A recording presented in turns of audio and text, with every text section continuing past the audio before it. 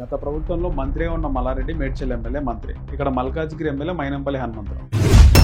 ఈ యొక్క జిల్లా కోర్టుని మేడ్చల్కి తీసుకెళ్లాలనుకుని బాగా ట్రై చేసిండు. దీనికి మైనంపల్లి హనుమంతరావు గారు కూడా బాగా ట్రై చేసి ఆయన ఇక్కడికే పెట్టాలని ఇద్దరి మధ్య ఒక జరిగిందని చెప్పి మాట్లాడుతున్నారు. మైనంపల్లి హనుమంతరావు గారికి జ్యుడిషియల్ డిసిజన్. మైనంపల్లి హనుమంతరావు కేటీఆర్ దగ్గర కూర్చొని మరీ డైట్లో కోర్టు పెట్టించారు అని కేటీఆర్ దగ్గర కూర్చొని ల్యాండ్ అలాట్ చేయడంలో డిస్ట్రిక్ట్ కోర్ట్ అనేది ఎక్కడ పెట్టాలనేది డైట్ విషయంలో మైనంపల్లి హనుమంతరావు బాగా కొట్లాడినారు. ఫైనాన్స్ అలాట్ చేయాల్సి కూడా కేటీఆర్ కూర్చొని ఏం లాభం, ఎవరికి లాభం? కోర్టు వస్తే 5-6 అయితే కోర్టు క్లోజ్ అయిపోతుంది. కోర్టుకు వచ్చినంతా కూడా ఎవరైతే హత్యలు, మర్డర్స్, దొంగలు వీలు వస్తుంటారో అది ఎక్కడున్నా వెళ్తుంటారు. లోకల్గా ఎట్లా డెవలప్ అవుతుంది, 6 తర్వాత క్లోజ్ అయిపోతుంది, డెవలప్మెంట్ ఎట్లా అవుతుంది అనేవాళ్ళు కూడా ఉన్నారు. వాళ్ళకి ఏం చెప్తారు? కోర్టు లోకల్గా మన సెంట్రల్లో కోర్టు ఉండడం వల్ల వాళ్ళే రారు ఇక్కడ. నమస్తే, వెల్కమ్ టు టుడే టుమారో. నేను మీ నరేష్. ఈరోజు మనతో పాటు Telangana federation of bar association రాష్ట్ర ప్రధాన కార్యదర్శి, మల్కాజ్గిరి బార్ అసోసియేషన్ అధ్యక్షులు రామచంద్రారెడ్డి గారు ఉన్నారు. మాట్లాడదాం. సార్ నమస్తే. నమస్కారం సార్, మీరు మల్కాజ్గిరిలో ఇప్పుడు బార్ అసోసియేషన్ అధ్యక్షులుగా వ్యవహరిస్తున్నారు. సో మీ నేటివ్ ఎక్కడ? అసలు లా చేయాలని మీకు ఎప్పుడు అనిపించింది? మీరు దాదాపు సీనియర్ మోస్ట్. సో ఎక్కడ స్టార్ట్ చేశారు? మీ నేటివ్ ఎక్కడ? మా నేటివ్ ప్లేస్ అండి ఇక్కడికి 30 కిలోమీటర్ దూరంలో రంగారెడ్డి డిస్టిక్ హయత్ నగర్ మండల్ ఉండే, ఇప్పుడు ప్రజెంట్ అబ్దుల్లాపూర్ మెట్ మండల్, బాడసింగారం పక్కన పిగిలిపూర్ విలేజ్. ఓకే. రంగారెడ్డి బార్డర్ అవుతుంది. సో అక్కడే మా నేటివ్ ప్లేస్, పుట్టి పెరగడం అంతా అక్కడే జరిగింది. మేము నాతో పాటు 6 బ్రదర్స్, అన్నదమ్ములమి. నేను పెద్ద ఆయనని, నా తర్వాత తమ్ముడు లక్ష్మారెడ్డి, ఆయన పిగిలిపూర్ గ్రామ సర్పంచ్గా ఉన్నారు ఇప్పుడు. అట్లాగే రెండో బ్రదర్ యాదిరెడ్డి, ఆయన వాటర్ వర్క్ ఏజెన్సీ వర్క్ చేస్తున్నాడు. 4వ బ్రదర్ ధనసాగర్ రెడ్డి, 5వ బ్రదర్ ప్రతాప్ రెడ్డి, ముగ్గురు కూడా ఏదో ఏజెంట్ వర్క్ చేస్తున్నారు. మా 6వ బ్రదర్ వచ్చేసి ఎల్ఐసి ఏజెంట్ సుధాకర్ రెడ్డి చేస్తుంటాడు. ఇద్దరు సిస్టర్స్ అండి. ఒక సిస్టర్ ఇక్కడ కీసర్ దగ్గర రాంపల్లి దారిలో ఉంటుంది, ఇంకో సిస్టర్ బ్రాహ్మణపల్లిలో ఉంటుంది. మొత్తం 8 మంది సంతానం మా పేరెంట్స్కి.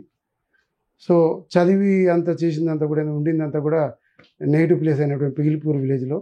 మేము, మా ఫాదర్ తను వ్యవసాయ కుటుంబం, వ్యవసాయం చేస్తుండేది. మాకున్న భూమిలో అప్పుడున్న పరిస్థితిలో వ్యవసాయం అంటే వర్షాధార పంటలే మొత్తం పండించేది. సజ్జలు, జొన్నలు, ఆముదాలు తప్ప వేరే పంట ఉండేది కాదు.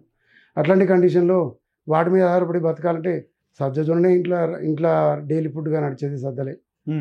సో ఇంట్లో నడుస్తున్నప్పుడు చదివించాలంటే మా ఫాదర్ కూడా స్తోమతలు అందరూ చదివించలేని కండిషన్లో నన్ను, మా 2వ తమ్ముడిని 6వ తరగతి వరకు అప్పుడు చదివించడం జరిగింది.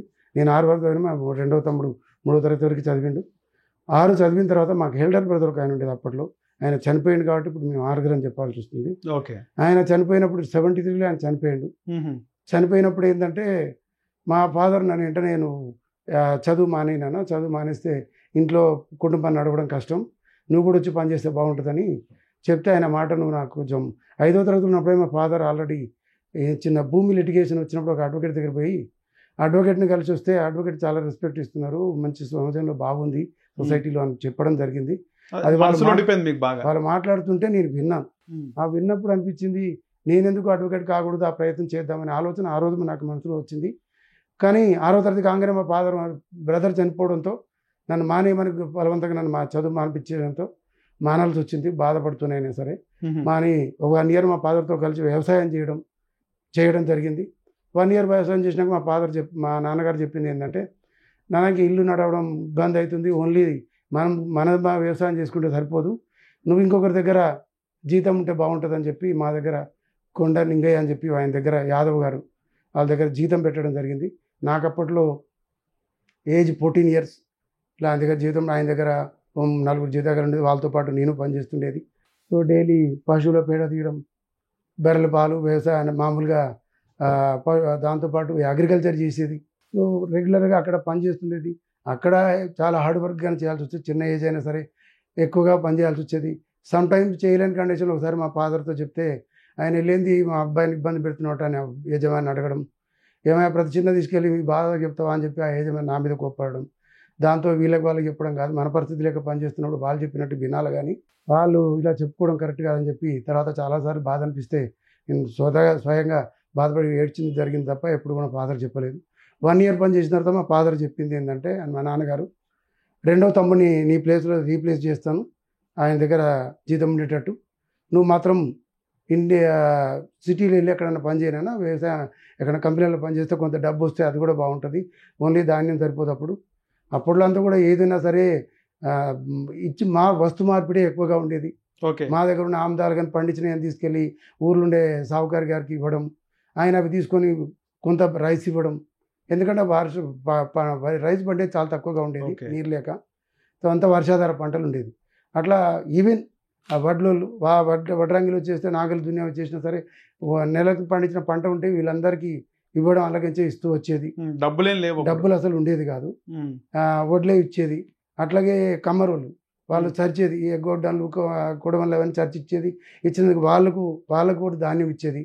మామూలుగా అప్పుడు మూట ఉండేదండి, మూట కొడుతుంటే వాడికి తొండం అదంతా కూడా చూసే వాళ్ళు ఎవరైతే ఉంటారో వాళ్ళకు కూడా ధాన్యం ఇచ్చేది.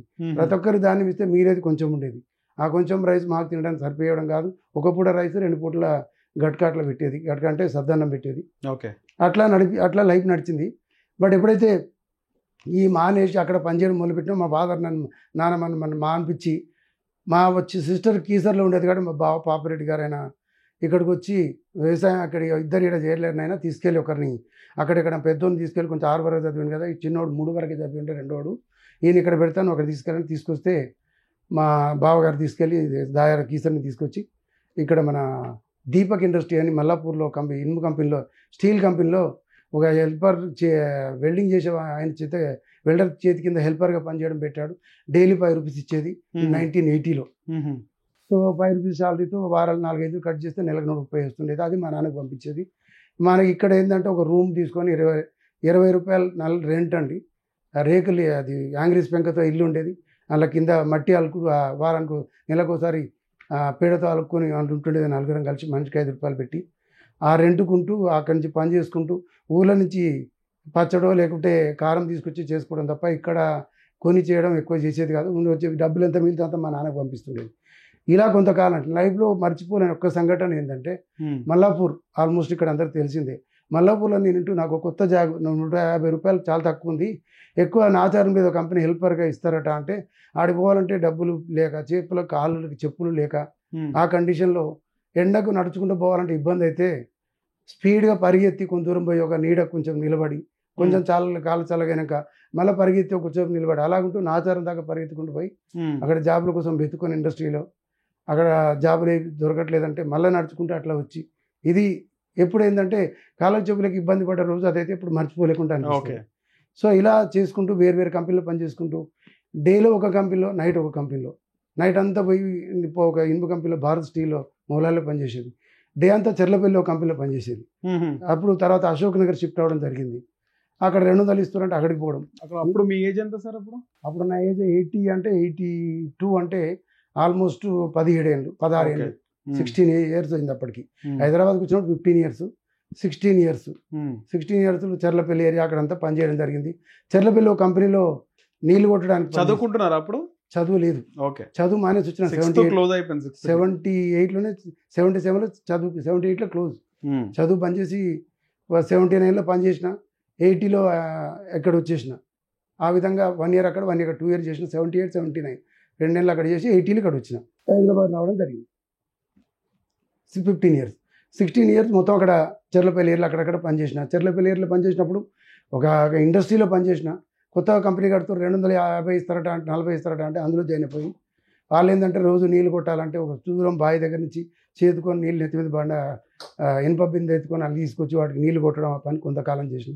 తర్వాత వేరే ఇండస్ట్రీలో పనిచేస్తుంటే నాకు తెలిసిన వాళ్ళు బి శివారెడ్డి గారని బాగా పరిచయం. నాకు మొదలుగా కొంచెం కమ్యూనిస్ట్ ఆర్గనైజేషన్లో పనిచేసిన అలవాటు ఉండే. ఆ అలవాటుతో వాళ్ళు కూడా ఒక అదే ఆర్గనైజేషన్లో పనిచేస్తారు. ఎన్ఎఫ్సిలో జాబ్ చేస్తుండే వాళ్ళు. ఆ శివారెడ్డి గారు, లక్ష్మణ్ గారు ఇద్దరు వచ్చి నన్ను కాంటాక్ట్ చేయడం జరిగింది. ఇక్కడ మేము ఆర్గనైజేషన్ ఉందని చెప్పి కొంచెం మాట్లాడుతుంటే వాళ్ళ నుంచి మనం చేసిన వాళ్ళు హెల్ప్ చేసి ఏం చెప్పారంటే, శివారెడ్డి గారు యూనియన్ కార్బైడ్ కంపెనీలో నేషనల్ కార్బైడ్ అని మౌలాలీలో ఉంటుంది, అందులో ఆఫీసులో అటెండర్గా పని ఉందా, ఆ అటెండర్గా చేరితే నెలకు 240-50 రూపాయలు ఇస్తారు, ఎలాంటి కటింగ్లు ఉండవు, ఇక మంచి క్యాంటీన్ ఉంటుంది, కొంతకాలానికి పర్మనెంట్ చేసే అవకాశం ఉంటుంది, అందులో 300 మంది 400 మంది పనిచేస్తారు, మల్టీనేషనల్ కంపెనీ అది, యూనియన్ కార్బైడ్ది అని చెప్పడం జరిగింది. క్యాజువల్గా చేయాలి, ఇప్పుడు క్యాజువల్ చేసినా ఫ్యూచర్లో పర్మనెంట్ అవుతుంది అన్నది. శివారెడ్డి గారి మాటతో వచ్చి ఆయన పెట్టిస్తే అందులో అటెండర్గా ఎవరెడ్డి కంపెనీ యూనియన్ కార్బైడ్ కంపెనీలో అటెండర్గా 10 years చేయడం జరిగింది. ఈ 10 years చేస్తున్నప్పుడు కొంత ఆర్గనైజేషన్ కోసం మన కైలాసగిరి ఈ ఏరియాలంతా కూడా బక్షి కూడా కానీ అక్కడ వచ్చి ఏంటంటే పేదవాళ్ళ కోసం ఆర్గనైజేషన్తో కొంచెం పనిచేయడం, పట్టా సర్టిఫికెట్లు ఇప్పించాలా, రేషన్ కార్డ్స్ ఇప్పించాలా, వాళ్ళకి ఇళ్లకు రోడ్లు వాటి కోసం తిరగాల, నీళ్ళు లేకపోతే వాటి కోసం తిరగాల, ఇలాంటి పనులు వాలంటరీగా తిరిగి చేయడం జరిగింది అందరి కోసం. కొంతకాలంగా చేసినాం. అవన్నీ కూడా రేషన్ కార్డులు ఆ టైంలో నాకు తెలిసినంత వరకు ఇక్కడ ఉండే వాళ్ళు 200 రూపాయలు white ration card ration NT Rama Rao గారి పీరియడ్ ఇప్పిస్తే నేను ఫ్రీగా ఇప్పించడం జరిగింది. 2 రూపీస్ తీసుకొని రాండి అందరు అప్లికేషన్స్ పోయి బస్సులో పోయి సివిల్ సప్లై ఆఫీస్ సబ్మిట్ చేసి మళ్ళీ వాళ్ళు ఇవ్వకపోతే వీళ్ళందరినీ మనిషికి 2 రూపాయలు తీసుకొని ఒక లీలాండ్ లారీ మాట్లాడుకొని కాచి ఏది మన చిలకలగూడి చౌరస్తాలో లారీ మాట్లాడుకొని లారీ కాలి లారీ తీసుకొచ్చి అందరినీ తీసుకుపోయి అక్కడ సివిల్ సప్లై భవన్ మాసప్ ట్యాంక్ దగ్గర ధర్నా చేపించి మళ్ళీ తీసుకొచ్చి ఇక్కడ వదిలిపెట్టి లారీ కిరాయి కోసం 2 రూపాయలు వాళ్ళ దగ్గర వసూలు చేసి లారీ వాడికి కట్టేది. అలా ధర్నా చేస్తే నెక్స్ట్ డేనే ఈ సివిల్ సప్లై ఆఫీసర్ వచ్చి అందరి దగ్గర ధర్నా చేసి మా పరువు తీశారు, పేపర్లలో వచ్చిందని వారం రోజులు వచ్చి ఆయన ఎంక్వైరీ చేసి చూసి అన్నీ చూసినాక చివరికి పోతూ ఆయన చెప్పాడు, నేనేదో ఇక్కడికి వచ్చి చూసి ఇదంతా తప్పని చెప్దాం మళ్ళీ పేపర్ యాడ్ ఇప్పిద్దాం అనుకున్నా కానీ నువ్వు చాలా పేదవాళ్ళకి హెల్ప్ చేస్తున్నావు, ఒక్కొక్కడు వాళ్ళకి నాలెడ్జే లేదు, పిలిస్తే గుడిసెలకు వెళ్ళి బయటకు వస్తున్నారు, ఇలాంటివి హెల్ప్ చేసి మంచి పని చేస్తున్నావు, నేను కూడా తొందరగా దీన్ని శాంక్షన్ రెడీ చేస్తాను అని చెప్పి ఆఫీసర్ ఆయన సివిల్ సప్లై చీఫ్ ఆఫీసర్ చెప్పడం జరిగింది. ఇలా కొంత ఆ విధంగా పబ్లిక్ సర్వ్ చేయడం అనేది ఒక అలవాటు అయిపోయింది. ఈ సర్వీస్ అనేది ఒక కమ్యూనిస్ట్ ఆర్గనైజేషన్ ద్వారా నాకు అలవాటు అయిపోయింది ఒకటి. రెండోది ఏంటంటే ఈ కంపెనీలో పనిచేస్తున్నప్పుడు నాకు అప్పుడు అనిపించింది నేను చదవలేకపోయినా ప్రతి చోట ఎక్కడ పడితే అక్కడ వ్యక్తం చేస్తుంది తెలిసిన ఫ్రెండ్ కలిసినప్పుడు. యాదగిరి అని ఎస్సీ ఫ్రెండ్ ఒక ఆయన ఉండే, ఆయనతో క్లోజ్గా ఫ్రెండ్షిప్ ఉండే. నాకున్న ఫ్రెండ్షిప్లో నేనుండే రూమ్మేట్స్ ఉన్నప్పుడు కూడా ఏసీ పిల్లలతో కలిసి క్లోజ్ ఫ్రెండ్షిప్ బాగా ఉంటుండేది. మనకు చేసే కమ్యూనిటీ ఆర్గనైజేషన్ కుల ఆలోచన ఏ రోజు లేదు, ఎప్పుడూ లేదు, క్యాస్ట్ ఫీలింగ్ ఎక్కడ ఉండేది కాదు, అందరితో కలిసి మంచిగా తిరుగుతుండేది. వాళ్ళు నాకు బట్టలు లేకపోతే ఆ వాళ్ళ బట్టలు నేను వేసుకునేది. భాగ్యాలరావు ఎస్సీ అబ్బాయి విజయవాడ, ఆయన బట్టలు ఎప్పుడు నేను వేసుకుంటుండేది, ఎందుకంటే మనకున్న కండిషన్ బట్టలు పడుచుకునే కండిషన్ లేకుండే కాబట్టి అట్లా ఉంటే కలిసి ఫ్రెండ్లీ క్లోజ్గా వండుకొని తిని మంచిగా ఉంటుండేది. అయితే అట్లాంటి కండిషన్లో నాకు ఏదైతే ఇక్కడ కంపెనీలో పనిచేస్తున్నప్పుడు ఆ యాదగిరి గారు బక్షిగూడలో ఉండేది వచ్చి ఇట్లా మాట్లాడుతుంటే ఆయన బీకి ఆల్రెడీ డిగ్రీ అయిపోయింది, ఇలా పోస్టల్ డిపార్ట్మెంట్లో సర్వీస్ చేస్తున్నాడు. అప్పుడు ఆయన నాకు చెప్పింది ఏంటంటే నువ్వు ఎందుకు వీలైతే వరకోసారి అట్లా ఆలోచించకు, నువ్వు కూడా కంప్లీట్ చేయొచ్చు, నువ్వు కూడా చదవచ్చు, ఇప్పుడు నీకు 18 years ఉంటే ఎస్ఎస్సి డైరెక్ట్ కట్టవచ్చు, నువ్వు కూడా మేము బాధపడకు, ఇప్పుడు కూడా చేయొచ్చు అన్నాడు. నాకు అప్పుడు ఏబిసిడీలు కూడా లేవు, అసలు గవర్నమెంట్ స్కూల్లో పోయి చదువుకున్న బాటసింగారం నేను చదివిన చదువు తెలుగు మీడియం, అది కూడా మా ఊరు చదివేది పిగిలిపూర్కి బాటసింగారం 2.5 kilometers ఉంటుంది. రాళ్ళకి వెళ్ళి నడుచుకుంటూ పోయి ఆడ 6 వరకు చదివి వచ్చిన, అది గవర్నమెంట్ స్కూల్. ఏబిసిడీలు మాత్రమే అప్పుడప్పుడు నేర్చుకున్నాను. వీడికి వచ్చే 10 years అన్నీ మర్చిపోయాను. తర్వాత శివారెడ్డి గారి దగ్గరికి వెళ్ళి చెప్పాను, సార్ ఇట్లా నాకు అంటున్నారు, ఆయన కొంచెం నాకు పెద్ద దిగ్గా ఫీల్ అయ్యేవాడిని, వెళ్ళి ఇట్లా అంటున్నారు చదవచ్చు అంటే ఎందుకు చదవకూడదయా, చదవచ్చు, నువ్వు చదవండి చెప్పి నీకు నేను నేర్పిస్తాను, నీకు ఎందుకు అన్నాడు. మీలాంటి వాళ్ళు నేర్పిస్తా అంటే నేను రెడీగా ఉన్నా సార్, చదవడానికి చాలా ఆలోచన ఉంది, ఎప్పటి నుంచో అది ఫీల్ అవుతున్నానంటే సరే ఒక పని చేసి మీ ఊర్లో వెళ్ళి టీసీ తెచ్చుకో, ఇక రైల్వే క్వార్టర్స్ దగ్గర గవర్నమెంట్ స్కూల్ ఉంది అలా చేరు మా ఫస్ట్ వెళ్ళి అన్నాడు. అది టీసీ తీసుకొచ్చి గవర్నమెంట్ రైల్వే క్వార్టర్స్లో గవర్నమెంట్ స్కూల్లో జాయిన్ అయిపోయి అలా కంప్లీట్ ఎస్ఎస్సీల కోసం ప్రైవేట్ కట్టిన. ఈయన వచ్చి వారు పాపం శివారెడ్డి గారు నా కోసం ఏ నుంచి పెట్టి నేర్పించారు, ఒక బుక్ తీసుకొచ్చి వాళ్ళ పిల్లలతో కూర్చొని పెట్టి నేర్పిస్తుంటూ డైరెక్ట్ ఎస్ఎస్సి నాకు ఇంట్రెస్ట్ ఉండి నేను చదువుతున్నా. డైలీ మార్నింగ్ 5 గంటలు లేచి ఆయన దగ్గర కూర్చుని 7 గంటల వరకు చదివేది, మళ్ళీ వచ్చేది రెడీ అయ్యేది 8:30కి, మళ్ళీ ఆఫీసులో అటెండర్ జాబ్కి వెళ్ళిపోవాలా, 8:30కి వెళ్ళిపోయేది, మళ్ళీ 4:30-5 గంటలకు వచ్చేది, మళ్ళీ ఆయన దగ్గరికి 7 గంటలకు పోయి 9 గంటల వరకు చదివేది. డైలీ 2 మార్నింగ్ 4 గంటలు ఆయన దగ్గర పోతుండేది. ఇక్కడ అనిపించేది ఏంటంటే నాకు ఇంట్రెస్ట్ ఉన్న ఈ ఏబిసి నుంచి ఎస్ఎస్సి నేర్పించేంత ఓపిక ఉండడం గ్రేట్ ఆయనకి. ఆయన చాలా ఓపికతో నేర్పించేవాడు, చెప్పేవారు. వాళ్ళు చెప్పిందంతా విని ఎగ్జామ్ రాస్తే ఫస్ట్ ఒక హిందీ వచ్చింది, అన్ని పోయినా నాకు మనసుకు ఒక ఆలోచన ఉండేది, అప్పుడు చదువుతున్న పిల్లలు పేపర్ వచ్చినప్పుడు ఎస్ఎస్సి ఎంత అంటే 55% పాస్ అంటే 45% ఫెయిల్ అయ్యారంటే 1 year మొత్తం చదివిన 45% పోతున్నాడు కదా. నేను మొత్తంతా ఇక్కడ జాబ్ చేస్తున్నాను, పర్లేదు ఈసారి కాదు నెక్స్ట్ టైం నాకు నేను ధైర్యంగా చెప్పుకునేది. ధైర్యం చెప్పుకుని ఆ మనసుకు నేను ధైర్యం చెప్పుకుంటున్నాను, ఏం కాదు ఈసారి నెక్స్ట్ టైం కంప్లీట్ చేస్తాను అని ధైర్యంగా వాళ్ళని కంపేర్ చేసుకుంటూ వీళ్ళని కంపేర్ చేసుకుని వాళ్ళతో నేను బెటరే కదా అని ఫీల్ అయ్యి మళ్ళీ రెండోసారి రాయడం, ఇంకో 2 సబ్జెక్టులు కంప్లీట్ కావడం, అట్లా రాస్తూ 2 ఇయర్స్ 3 ఇయర్స్ పట్టింది. 87లో ఫస్ట్ టైం అప్లై చేసిన. మొత్తానికి 10th కంప్లీట్ చేశారు. 88, 89లో ఎస్ఎస్సి కంప్లీట్ అయింది. తర్వాత కంప్లీట్ కాగానే నువ్వు డైరెక్ట్ డిగ్రీ చేయొచ్చు అని అదే ఫ్రెండ్ యాదగిరి గారు చెప్పడం జరిగింది. ఓకే. ఏంటనే ఈయన శివారెడ్డి గారు కూడా చెప్పారు, ఇంటర్మీడియట్ అవసరం లేదు, డిగ్రీ చేయొచ్చు, డైరెక్ట్ డిగ్రీ చేయొచ్చు. ఓపెన్ యూనివర్సిటీ వచ్చింది 82లో. కాబట్టి అలా డైరెక్ట్ 21 ఇయర్స్ ఏజ్ ఉంటే ఎస్ఎస్సి డైరెక్ట్ డిగ్రీ రాయొచ్చు అన్నారు. ఆ టెస్ట్ రాశాను, పాస్ అయ్యాను. దాంతో ఓపెన్ యూనివర్సిటీలో జాయిన్ అయిపోయాను. అది Telugu medium degree BA join అయిపోయి ఎవ్రీ సండే క్లాస్ పోవడం, మామూలుగా జాబ్ చేసుకోవడం, ఇదే అటెండర్ జాబ్ చేసుకుంటూ పోవడం. 3 సంవత్సరాలు ఆ విధంగా నేను కంప్లీట్ చేసి, తెలుగు మీడియం కాబట్టి ఈజీ అయింది, అది కంప్లీట్ చేసిన. కంప్లీట్ చేసినాక నాకు లా రాయాలనే కోరిక మనసులో ఉంది కదా, డిగ్రీ అయిందంటే డైరెక్ట్ లా రాయొచ్చు కదా అని చెప్పి లా సెట్ రాశాను. లా సెట్ రాస్తే పోయింది, రాలేదు. నాకు ఇంగ్లీష్ ప్రాబ్లం ఉంది కాబట్టి కరెక్ట్ రాయలేకపోయినా, దానివల్ల రాలేదు. ఓకే. సో ఖాళీగా ఉండకూడదు, ఎప్పుడు చదువు అనేది కంటిన్యూ ఉండాలన్న ఒక ఆలోచనతో వెంటనే ఓపెన్ యూనివర్సిటీలోనే పీజీ రాశాను. ఎంఏ పబ్లిక్ అడ్మినిస్ట్రేషన్ రాసేసి సండే క్లాసెస్కి వెళ్ళిపోవడం. ఈసారి ఏమైనా సరే 2 సంవత్సరాలు ఎంఏ అయ్యేటప్పటికి నేను వేసే లా సెట్ కంప్లీట్ కావాలని ఒక కృత నిశ్చయంతో, దీక్షతో కొంచెం ట్యూషన్ అది నేర్చుకొని మళ్ళీ ఆయన దగ్గర పోయి ఇంగ్లీష్ పర్ఫెక్ట్ నేర్చుకొని ఈసారి లా సెట్ రాయడం జరిగింది. లా సెట్ రాస్తే లా సెట్ వచ్చింది. అప్పటికి నేను ఏ కంపెనీలో అయితే పనిచేస్తున్నానో ఆ అటెండర్ పోయి పర్మనెంట్ జాబ్ ఇచ్చారు వాళ్ళు. కంపెనీలో ఒక మిషన్ ఆపరేటర్గా పనిచేయమని చెప్పి. ఓకే. మిషన్ ఆపరేటర్ అంటే హెవీ వర్క్ ఉంటుంది, అది కూడా ఏం తక్కువ వర్క్ ఉండదు. సో కాకపోతే 4-5 గంటలకు ఒక 2 గంటల రెస్ట్ ఉంటుంది అక్కడ, పర్లేదు. కంపెనీలో పోతే రెస్పాన్సిబిలిటీ ఏంటంటే 8 hours అక్కడ ఉండడమే తప్ప తర్వాత ఏమి ఉండదు. ఇంకా బయటకు వచ్చి మన పని మనం చేసుకుంటాం. ఆ సందర్భంగా సరే అని చెబుతామని చెప్పి నాతో పాటు నా అదే కంపెనీలో జాబ్ చేస్తున్న సంతోష్ కుమార్ అని ఫ్రెండ్ ఉండేది, నా బ్యాచ్లో జాయిన్ అయ్యింది. ఆయన డిగ్రీ కంప్లీట్ చేసి, నువ్వు కూడా రావా, ఇద్దరం కలిసి చదువుదామని చెప్పాను. అంటే నాకెందుకు సార్ అంత అవసరమా అన్నట్టుగా మాట్లాడు. పర్లేదు రాని పట్టుకొని పోయి అప్లికేషన్ తీసుకొచ్చి పిల్లలు ఇద్దరం కలిసి అప్లై చేసినాం. ఆయన కూడా కంప్లీట్ అయ్యింది, ఇద్దరం పోయి జాయిన్ అయినాం. డైలీ క్లాసెస్ పోవాల్సి వస్తే ప్రైవేట్లో అది ఈవినింగ్ క్లాసెస్ కింద కంప్లీట్ అయింది. రెగ్యులర్గా ప్రైవేట్ కింద చదవచ్చు కదా అని చేరినాం. ఆయన నేను ఇద్దరం కలిసి డైలీ బండి వేసుకుని చింతలకుంట PMR కాలేజీలో జాయిన్ అవ్వడం జరిగింది. PMR కాలేజీ రెగ్యులర్గా పోవడం రావడం జరిగేది, క్లాసెస్ మిస్ అవ్వకుండా. అప్పుడు DC రెడ్డి ఇది ఉండే, VC ఉండే, అటెండెన్స్ కంపల్సరీ అని కాలేజ్ వాళ్ళంటే ఈవినింగ్ టైం రెగ్యులర్గా పోతుండేది. ఓకే. పోయి కాలేజీకి అటెండ్ 3 years.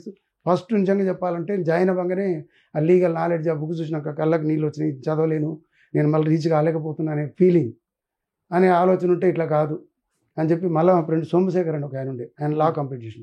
ఆయన దగ్గర పోయి కొంచెం ఇట్లా ఉందంటే నువ్వు ఎందుకు టెన్షన్ పడతా, నేను చెప్తాలే అని చెప్పి ఆయన ఏంటంటే ఈ లా సబ్జెక్ట్ ఏదైతే ప్రతి లెసన్ నాకు తెలుగులో చెప్తుండే, దాన్ని ఇంగ్లీష్లో నేను అర్థం చేసుకోవడానికి ఈజీ అనిపించేది. సో ఆ విధంగా అర్థం చేసుకొని ముందుకు వెళ్ళిపోవడం జరిగేది. కొంచెం ఫ్రీ అయింది. ఇంకా కూడా ఇబ్బంది అనిపిస్తుంటే గ్రామర్ ఇబ్బంది అయింది. సో రసల్ స్పోకెన్ ఇంగ్లీష్ అని మల్కాజ్గిరిలో పెట్టారు కొత్తగా. Russell spoken English. Okay. So immediately నేను వెళ్ళి అందులో జాయిన్ అయ్యాను. డైలీ 7 to 9 అక్కడ చేరాలి. 9 o'clock మళ్ళీ బయలుదేరి వచ్చి మళ్ళీ అక్కడ కాలేజీకి వెళ్ళిపోవాలి 10:30కి. అదే మళ్ళీ ఈవినింగ్ డైలీ డ్యూటీ చేయాలి, మళ్ళీ ఈవినింగ్ కాలేజీకి వెళ్ళిపోవాలి, కాలేజ్ కంప్లీట్ చేయాలి. డైలీ రొటీన్ ఎక్కడ గ్యాప్ ఉండకుండా రాత్రి 11:30 దాకా కంటిన్యూ ఉంటుండే నాకు షెడ్యూల్. సెకండ్ షిఫ్ట్ డ్యూటీ పోవాల్సి వచ్చింది అనుకోండి, 2:30కి 3 o'clock వెళ్ళిపోయేది, రాత్రి 11:30కి వచ్చేది. మళ్ళీ పొద్దున్న చేసి ఈ వర్క్ కంటిన్యూషన్. ఆ రసల్ స్పోకెన్ ఇంగ్లీష్ 2 months నేను చేసినాక నాకు ఇంగ్లీష్ ఫ్లూయెన్స్ కొంచెం ఫ్రీ అయింది, చదవడం ఈజీ అయింది, కాన్ఫిడెన్స్ పెరిగింది. ఈయన చెప్పడంతో సోమశేఖర్ గారు చెప్తున్నారు, 2 వల్ల ఫ్రీ అయిపోయింది. సో అట్లా 3 years కంప్లీట్ చేసిన. నాకు ఏదైతే ఆర్గనైజేషన్లో పనిచేస్తున్నప్పుడు శ్రీనివాస్ శర్మ అని ఆర్గనైజేషన్ అడ్వకేట్ ఉండే, ఆయన దగ్గర పోయి మా టైంలోనే సబ్జెక్ట్ బాగా పెరిగింది. అంతకుముందు 18 papers ఉంటే మూడ్ కోర్టుతో పాటు ప్రాక్టికల్స్ పెట్టి టోటల్గా 27 papers పెట్టారు అప్పుడు లాలో. మూడ్ కోర్టు మాదే ఫస్ట్ బ్యాచ్ స్టార్ట్ అయింది. సో ఈ 9 ప్రాక్టికల్స్ పెరిగేసరికి దానికోసం ఏం చేయాలని ఆయన దగ్గర పోతే ఆయన చాలా హెల్ప్ చేశాడు. ప్రాక్టికల్స్కి హెల్ప్ చేస్తే కోర్టుకు వెళ్ళడం, ఇవన్నీ చూడడం, అక్కడ ప్రాక్టికల్స్ ఇక్కడ ఇవన్నీ చూసుకుని మొత్తం మీద ఆయన సహకారంతో అవి కంప్లీట్ చేయడం జరిగింది. అవి అయిన తర్వాత కంప్లీట్ అయింది. కంప్లీట్ అయిన తర్వాత లా ప్రాక్టీస్ చేయాలి. నేను చేస్తుంది ఓ ప్రైవేట్ దాంట్లో, సో ఇప్పుడు చేయడం కాదు అని చెప్పి తర్వాత మళ్ళీ కొన్నాళ్ళు కంపెనీలో చేయడం జరిగింది. కంపెనీలో ఆల్మోస్ట్ కంపెనీలో కూడా ట్రేడ్ యూనియన్లో జనరల్ సెక్రటరీగా పనిచేశాను. కంపెనీ వాళ్ళు క్లోజ్ చేస్తూ ఒక సెటిల్మెంట్ ఏదో చేశారు. రామ్మోహన్ రావు గారు ప్రెసిడెంట్ ఉండే. ఆ సెటిల్మెంట్లో కొంతమంది నా బ్యాచ్తో పాటు వాళ్ళకి సరైన సెటిల్మెంట్ జరగలేదని వెయిట్ చేస్తే వాళ్ళ కోసం కూడా మళ్ళీ నేను వెయిట్ చేయాల్సి వచ్చింది. నన్నే జనరల్ సెక్రటరీ అనుకుంటే వాళ్ళ కోసం నేను కొంతకాలం ఫైట్ చేయాల్సి వచ్చింది. ఫైట్ చేస్తే ఫైనల్గా పాత దాని 1 lakh ఇప్పిస్తుంటే సెటిల్మెంట్ చేసి మాట్లాడడం జరిగింది. అందులో కూడా రకరకాల మేనేజ్మెంట్ నన్ను ఇబ్బంది పెట్టి మాట్లాడడం జరిగింది. సెటిల్మెంట్ ఎగరంగా చేయాలంటే బ్రైబ్కి ఎంకరేజ్ చేయడం ఇట్లాంటి వాటికన్నీ దూరంగా గట్టిగా వ్యతిరేకించి నువ్వేం ఎంకరేజ్ నీ ఆలోచన ఏమిటో చెప్పంటే నా ఆలోచన అందరికీ ఏమిటో గదే ఇవ్వని గట్టిగా చెప్పడం జరిగింది. సో నీ అనుకున్న వాళ్ళ ఎన్కో తెచ్చుకోవడం 2 నిమిషాలు పట్టదు, నువ్వేదో అనుకుంటున్నావు కానీ జనరల్ మేనేజర్ బెదిరించిండు, వెనక అందరూ ఆ కార్మికులు ఉన్న వాళ్ళందరూ నా వెనకాల తెచ్చుకుంటాను, ఒక్క అండే చాలు, నీకు చేతనైతే ఆ పని చేశారు, అప్పుడు నా గురించి మాట్లాడు, వాళ్ళందరూ ఒప్పుకుంటే నాకు వేదే ఉంది, నీ వెనక తెచ్చుకో తర్వాత మాట్లాడదామయ్యా నేను అంతే. ఇవన్నీ రకరకాల గురించి నేను ఏదో అది చేస్తే ఏ రకరకాల అన్నిటికీ ఎదిరించి నిలబడి అదొకటి కార్మికుల తరఫున కొట్లాడి సాధించడం జరిగింది. ఆ తర్వాత నేను ఎన్ని రోజులతో ఫుల్ ప్రాక్టీస్ దీంట్లోకి రావడం జరిగింది. ప్రాక్టీస్ వచ్చిన తర్వాత ఫుల్ ప్రాక్టీస్ చేస్తున్నప్పుడు అప్పుడు ఏంటంటే అప్పుడు నేను వేరు వేరు కోట్లన్నీ తిరుగుతుంటాయి. ఓకే, ఎవరి దగ్గర చేశారు సార్ మీరు ప్రాక్టీస్? శ్రీనివాస్ శర్మ గారి దగ్గర చేసింది. నిజంగా చెప్పాలంటే ఒక 6 నెలలే ప్రాక్టీస్ చేసింది. 6 నెలలు, 1 ఇయర్ 9 నెలలు, 3 నెలలు హైకోర్టు చేసిన, 6 నెలలు లోయర్ రంగారెడ్డి కోర్టు చేసిన. తర్వాత ఇంకా నేను ఓన్గా చేసుకోవడమే, ప్రాక్టీస్ చేయడం అంటే ఎక్కువగా ఓన్గా ప్రాక్టీస్ చేసుకుంటూ ప్రతిదీ ఆయన అడ్వైస్ తీసుకుంటుంటే. ఓకే, ఏ డ్రాఫ్టింగ్ చేయాలన్నా ఆయన మలక పెట్టుంటే జస్ట్ ఫోన్ చేస్తారమ్మంటే అడిగిపోయి ఆయన అడ్వైస్ తీసుకొని మాట్లాడొచ్చి నేను కేసులు నా సొంతంగా తీసుకుంటుంటే. ఓకే, ఇలా ప్రాక్టీస్ చేయడం మొదలుపెట్టిన. ఆ రోజు చేసినప్పుడు నా దగ్గర ఒక కేసే ఏం లేదు, నాకు ఒకటే నేను నమ్ముకొని డిసైడ్ చేసింది ఒకటే, నేను ఎప్పుడైతే న్యాయంగా జెన్యున్గా ఒక క్లయింట్ అనేవాడు లీగల్ నాలెడ్జ్ లేక వాడు మన దగ్గరకు వస్తాడు, నమ్ముతాడు, మనకు ఒక బకాయిల సంతకం చేసి ఇస్తున్నాడు, ఇచ్చినప్పుడు అన్నీ నా కేసు మొత్తం నీ కేసుగా కొట్లాడని చెప్పి మొత్తం మనకు సంతకం పెట్టించిండు. ఆ నమ్మకంతో మనం పనిచేయాలి. ప్రతి కేసు సొంత కేసులాగా మనం కష్టపడి పనిచేసిన రోజు క్లయింట్కి న్యాయం చేసినట్టు ఉంటుంది అనే ఉద్దేశంతో సీరియస్గా పనిచేయడం జరిగింది. ఫస్ట్ చెక్ బౌండ్ కేసు చేశాను. దాంట్లో ఫస్ట్ కేసు నేను చేసింది ఇక్కడ మల్కాజ్గిరిలో. చేసినప్పుడు నిజంగా చెప్పాలంటే అప్పటిదాకా నేను క్రాస్ ఎగ్జామినేషన్ కూడా చేయలేదు. ఓకే, ఫస్ట్ క్రాస్ దాంట్లో చేయడం. ఓకే, మా సార్ని అడ్వైస్ తీసుకున్నా, ఆ కేసు ఫైల్ చేసిన, కొట్లాడిన, అన్నీ చేసిన. ఫీజు ఒక 15,000 అడిగినప్పట్లో నాకు ఆపోజిట్ అయినా 10% అని తీసుకున్నాడు 12 లక్షల కేసుకు. నేను మాత్రం 15,000 అడిగి కేసు తీసుకున్నాను. ఓకే, సో ఆ విధంగా కేసు కొట్లాడినాం. కేసు ఫైనల్గా ఎండింగ్కి వచ్చేటప్పటికి ప్రతిదీ సీరియస్ తీసుకొని కొట్లాడినాం. ఫస్ట్ కాంప్రమైజ్ అవుతారనేది అడిగి చూసినాం, సెటిల్ అయితే చేసుకుంటాను చెక్ కేసులో. వాళ్ళు కాంప్రమైజ్ ముందు ఒప్పుకున్నారు. తర్వాత అడ్వకేట్ వచ్చి కాదన్నాడు వదిలే ఇంకెందుకు వచ్చింది లేదు, సీరియస్గా తీసుకొని కొట్లాడితే ఫైనల్గా జడ్జిమెంట్లు ఏ కేసు అయితే మనకు వీక్ పాయింట్స్ ఉంటాయి వాటి కోసం హైకోర్టులో పోయి ఒక రోజంతా కూర్చొని జడ్జిమెంట్లు వెతికి ఆ వీక్ ఉన్న దానికి జడ్జిమెంట్ తెచ్చి ఫైల్ చేసి ఫైనల్గా జడ్జిమెంట్ కేసు కొట్లాడిన, రిటర్న్ ఆర్గ్యుమెంట్స్ సార్ సహకారంతోనే సీనియర్ సహకారంతో వేసిన, ఫస్ట్ కేసు గెలిచిన. ఓకే, అసలు అది ఆపోజిట్ వాళ్ళు మేము గెలుస్తామన్న ధైర్యంగా ఉండే. సో అట్లాంటి కేసు మనం గెలవగలిగినాం. వేరే వీక్ ఉన్న దగ్గర వాటిని ఓవర్కమ్ చేసే జడ్జిమెంట్ తీసుకొచ్చి ఫైల్ చేయడం జరిగింది. Okay, so first case. అయితే సార్ మీరు ఈ కేసులో అపోనెంట్ని క్రాస్ ఎగ్జామిన్ చేసినప్పుడు ఎట్లా అనిపించింది, ఎట్లా ఫీల్ అయినారు మీరు? అంటే భయం వేసిందా?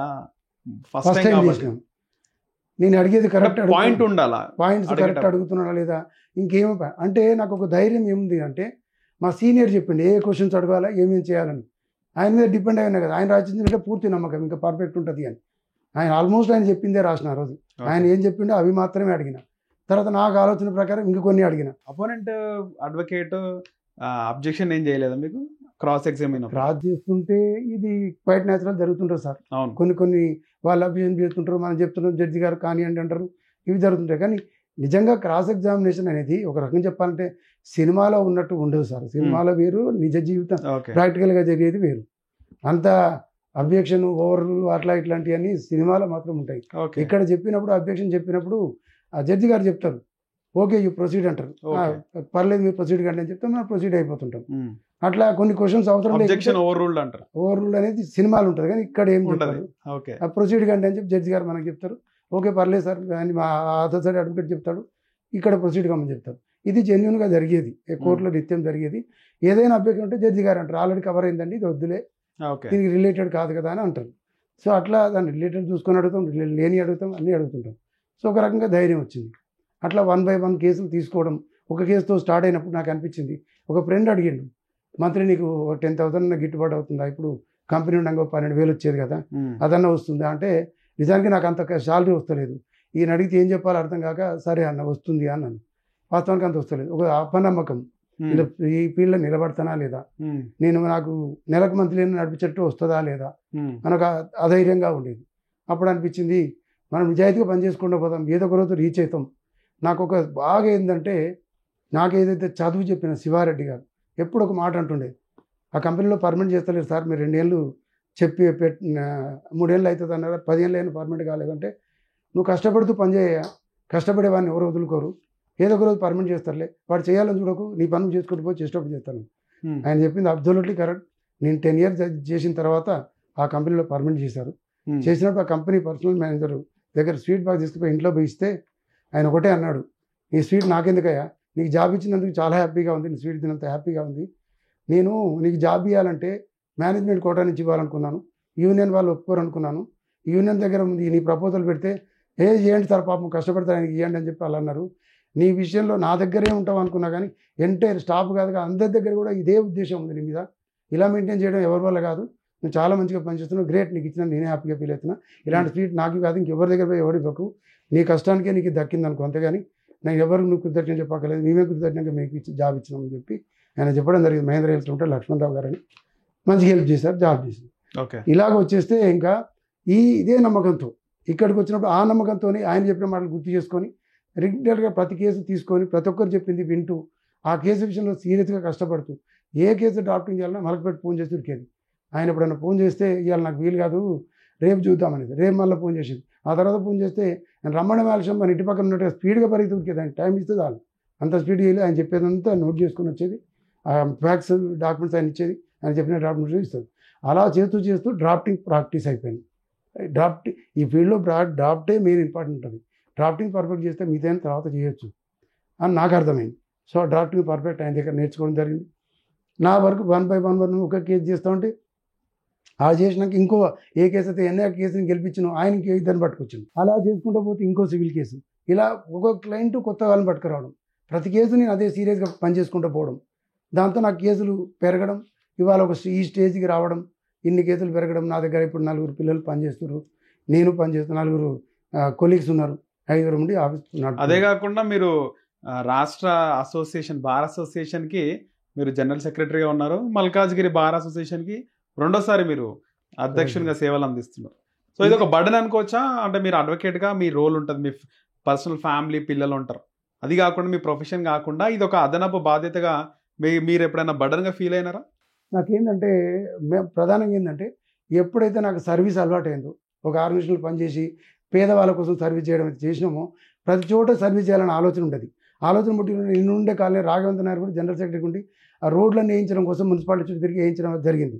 ప్రియర్ టు ఇది ప్రాక్టీస్ స్టార్ట్ అయిన క్రమంలో ఆడ ప్రాక్టీస్ వర్క్ తక్కువ ఉన్నప్పుడు వచ్చి ఇక్కడ వెల్ఫేర్ జనరల్ సెక్రటరీ ఉండి తిరిగి పనిచేయడం జరిగింది.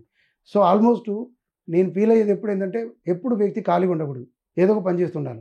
నేను మొదటి నుంచి అలవాటు అయింది ఎప్పుడు నేను ఖాళీగా ఉంటాను, ఏదో ఒక పని, ఏం లేకపోతే ఈ కాలనీకి ఏదైనా పని ఉందా ఆ సర్వీస్ ఈ పని చేస్తూ ఉంటాను. కాబట్టి సర్వీస్ అనేది నేను హ్యాపీగా బడన్గా ఫీల్ కాను, నా సర్వీస్ చేస్తున్నట్టు హ్యాపీగా ఫీల్ అవుతాను. దాంట్లో భాగంగానే ఎప్పుడైతే మల్కాజ్గిరికి వచ్చినాక నేను మా ఫ్రెండ్ అమరేందర్ రెడ్డి, హేమంత్ రెడ్డి వీళ్ళందరూ చాలామంది ఉంటే వీళ్ళతో మాట్లాడుతున్న సందర్భంగా గోపాల్ రెడ్డి గారు వీళ్ళందరూ మాట్లాడుతుంటే ప్రకాష్ రెడ్డి వీళ్ళు చెప్తుంటే ఒకటే వాళ్ళు చెప్పింది ఏంటంటే అమరేందర్ రెడ్డి గారు వచ్చి నా దగ్గరికి వచ్చి ఈసారి ఎలక్షన్లో నువ్వు జనరల్ సెక్రటరీగా నిలబడు, లేదయ్యా నేను వైస్ ప్రెసిడెంట్ నిలబడతాను. 21లోనా సార్? 2014లో నిలబడమంటే నేను జనరల్ సెక్రటరీ వద్దు వైస్ ప్రెసిడెంట్ నిలబడాలనుకుంటున్నాను, కీ పోస్ట్ కదా, డైరెక్ట్ నిలబడితే అందరూ ఏమనుకుంటారు రెగ్యులర్ ఇదే కోర్టుకు వస్తలేను, అన్ని కోర్టులు తిరుగుతున్నాను కదా, ఒక దగ్గర ఉండలేను కదా అంటే ఏం కాదు నిలబడు. నీళ్ళకి బార్ అసోసియేషన్ వచ్చి ఎన్ని సంవత్సరాలు అవుతుంది సార్? మల్కాజ్గిరిలో 2005లో ఇక్కడ కోర్టు ఎస్టాబ్లిష్ అయింది. ఫస్ట్ 10th MM అని ఒక magistrate court criminal court establish చేయడం జరిగింది వాజ్పేయి నగర్లో. ఎస్టాబ్లిష్ చేసిన తర్వాత 2008లో జూనియర్ కోర్టు రావడం జరిగింది. ఆ విధంగా మళ్ళీ 2013లో అడిషనల్ డిస్ట్రిక్ట్ జడ్జి, ఈ విధంగా 1 by 1 కోర్టులు రావడం జరిగింది. 2014 వచ్చినప్పుడు అడిషనల్ డిస్ట్రిక్ట్ కోర్టు ఉంది అక్కడ. అయితే అప్పుడు రవికాంత్ గారు ప్రెసిడెంట్ చేస్తుండే, సుధీర్ గారు చేస్తుండే. సుధీర్ గారు ప్యానల్లో నేను ప్రెసిడెంట్, ఆయన సుధీర్ గారు ప్రెసిడెంట్, నేను జనరల్ సెక్రటరీగా చేయడం జరిగింది, పోటీ చేయడం జరిగింది. సో రవికాంత్ గారు ప్లస్ సంజయ్ గారు ఇద్దరు ప్రెసిడెంట్ సెక్రటరీగా వాళ్ళు పోటీ చేయడం జరిగింది. సో ఆ ప్యానల్లో ఉంటాను అనుకుంటే రవికాంత్ గారు నన్ను అడిగారు, వైస్ ప్రెసిడెంట్ గారు మా ప్యానల్లో పెట్టుకుంటా అనుకున్నామన్నా అన్నాడు. అంటే అన్న నేను జనరల్ సెక్రటరీ అనుకుంటున్నా అంటే అయ్యో ఆల్రెడీ నేను సంజయ్కి చెప్పినా, మరి నా దగ్గర ఆల్రెడీ అయిపోయింది, పర్లేదు లేనని ఈలోపు సుధీర్ గారితో ఉండమంటే సుధీర్ గారితో జనరల్ సెక్రటరీ కంటెస్ట్ చేయడం. వాస్తవం నిజంగా చెప్పాలంటే అప్పుడు వైస్ ప్రెసిడెంట్ అనుకున్న డైరెక్ట్ కంటెస్ట్ పోస్ట్లో నాకు సర్వీస్ చేయగలుగుతాను, నాకు అంత నాలెడ్జ్ ఉంది. కానీ ఆల్ ఆఫ్ సడన్ రాగానే జనరల్ సెక్రటరీ నాకు పరిచయం కూడా తక్కువనే, ఎంతవరకు గెలుస్తాను కాదు కదా అనుకున్నాను. సో నాకు నేను అప్పుడు అమరేందర్ రెడ్డి గారు సపోర్ట్ చేశారు, మిగతా వాళ్ళందరూ కూడా చాలామంది సపోర్ట్ చేసి నువ్వు చేసిన యాదగిరి వీళ్ళందరూ కూడా మీరు చేస్తే ఏం కదా అంటే ఆసారి నిలబడి కంపల్సరీ ట్రై చేసినాం, ప్రయత్నం చేస్తే 8 ఓట్స్ మేజర్ 8 ఓట్స్తో ఓడిపోవడం జరిగింది జనరల్ సెక్రటరీ 2014. ఇంకోటి కూడా ఉంది సార్ ఇక్కడ. అప్పుడు అంటే గత ప్రభుత్వంలో మంత్రిగా ఉన్న మల్లారెడ్డి మేడ్చల్ ఎమ్మెల్యే మంత్రి, ఇక్కడ మల్కాజ్గిరి ఎమ్మెల్యే మైనంపల్లి హనుమంతరావు. సో మంత్రి మల్లారెడ్డి ఈ యొక్క జిల్లా కోర్టుని మేడ్చల్కి తీసుకెళ్లాలనుకుని బాగా ట్రై చేసిండు. దీనికి మైనంపల్లి హనుమంతరావు గారు కూడా బాగా ట్రై చేసి ఆయన ఇక్కడికే పెట్టాలని ఇద్దరి మధ్య ఒక ఇది జరిగిందని చెప్పి మాట్లాడుతున్నారు. అంటారు. అది నాకు తెలిసినంత వరకు అయితే కరెక్ట్ కాదు. ఎందుకంటే మైనంపల్లి హనుమంతరావు గారు ఇక్కడ ఇది ఏంటంటే బ్రదర్ పర్టిక్యులర్గా జ్యుడిషియల్ డిసిషన్, పొలిటికల్ డిసిషన్ కాదు. మల్లారెడ్డి గారు పోయి జడ్జికి చెప్తే మైనంపల్లి హనుమంతరావు కేటీఆర్ దగ్గర కూర్చొని మరి డైట్ లో కోర్టు పెట్టించారు అని చెప్పి కేటీఆర్ దగ్గర కూర్చొని ల్యాండ్ అలాట్ చేయడంలో చేశారు, ఫైనాన్స్ శాంక్షన్ చేపించారు. ఈ రెండు కూడా చేసింది. డిస్ట్రిక్ట్ కోర్ట్ అనేది ఎక్కడ పెట్టాలనేది నేను చెప్పినా కదా, డిస్ట్రిక్ట్ జడ్జి గారే హైకోర్టు జడ్జి గారే డిసైడ్ చేస్తారు. అది కానీ డైట్ విషయంలో మైనంపల్లి హనుమంతరావు బాగా కొట్లాడినారు. బాగా కాదు, మాక్సిమం ఆయనకు కృషి ఉంది. ల్యాండ్ అలాట్ చేయడంలో బాగా హెల్ప్ చేసిండు, ల్యాండ్ అలాట్ చేయడంలో చేసిండు. తర్వాత ఫైనాన్స్ అలాట్ చేయాల్సి వస్తే కూడా కేటీఆర్ దగ్గర కూర్చొని చేయించిండు. ఇవన్నీ కూడా రెండింటి విషయంలో ఆయన బాగా చేసిండు. డిస్ట్రిక్ట్ కోర్ట్ ఎక్కడైనా ఇందాక చెప్పాను కదా, డిస్ట్రిక్ట్ కోర్ట్ అనేది ఇద్దరిని పిలిచి హైకోర్టు జడ్జి గారు డిసైడ్ చేసింది. అదే discussion of the high court. Political వాళ్ళు ఎవరు చెప్పినా ఇల్లే. నిజంగా మేడ్చల్ అనుకుంటే మా ఇద్దరు కూర్చొని పెట్టి హైకోర్టు జడ్జి గారు ఎట్లా డిసైడ్ చేస్తారు? వీళ్ళిద్దరు కొట్లాడుకుంటే ఎట్లా, వీళ్ళు డిసిషన్ చేసేటట్టుంటే వీళ్ళ డిసిషన్ కాదు అది. అందులో ఏం లేదు. మనం ఆల్రెడీ మల్లారెడ్డి అసలు రోలే లేదు. మల్లారెడ్డి గారి రోలు నాకు తెలిసినంత వరకు డిస్ట్రిక్ట్ మేడ్చల్ యాడ్ చేయడంలో ఆయన రోల్ ఉంది. మల్కాజ్గిరి డిసైడ్ అయినాక మళ్ళీ మేడ్చల్ యాడ్ చేయడంలో ఆయన రోల్ ఉందని చెప్పాను. అది కూడా నాకు తెలియదు, చెప్తే విన్నాను. కానీ ఇందులో ఆయన రోల్ ఏం లేదు, ఆయనకే సంబంధం లేదు.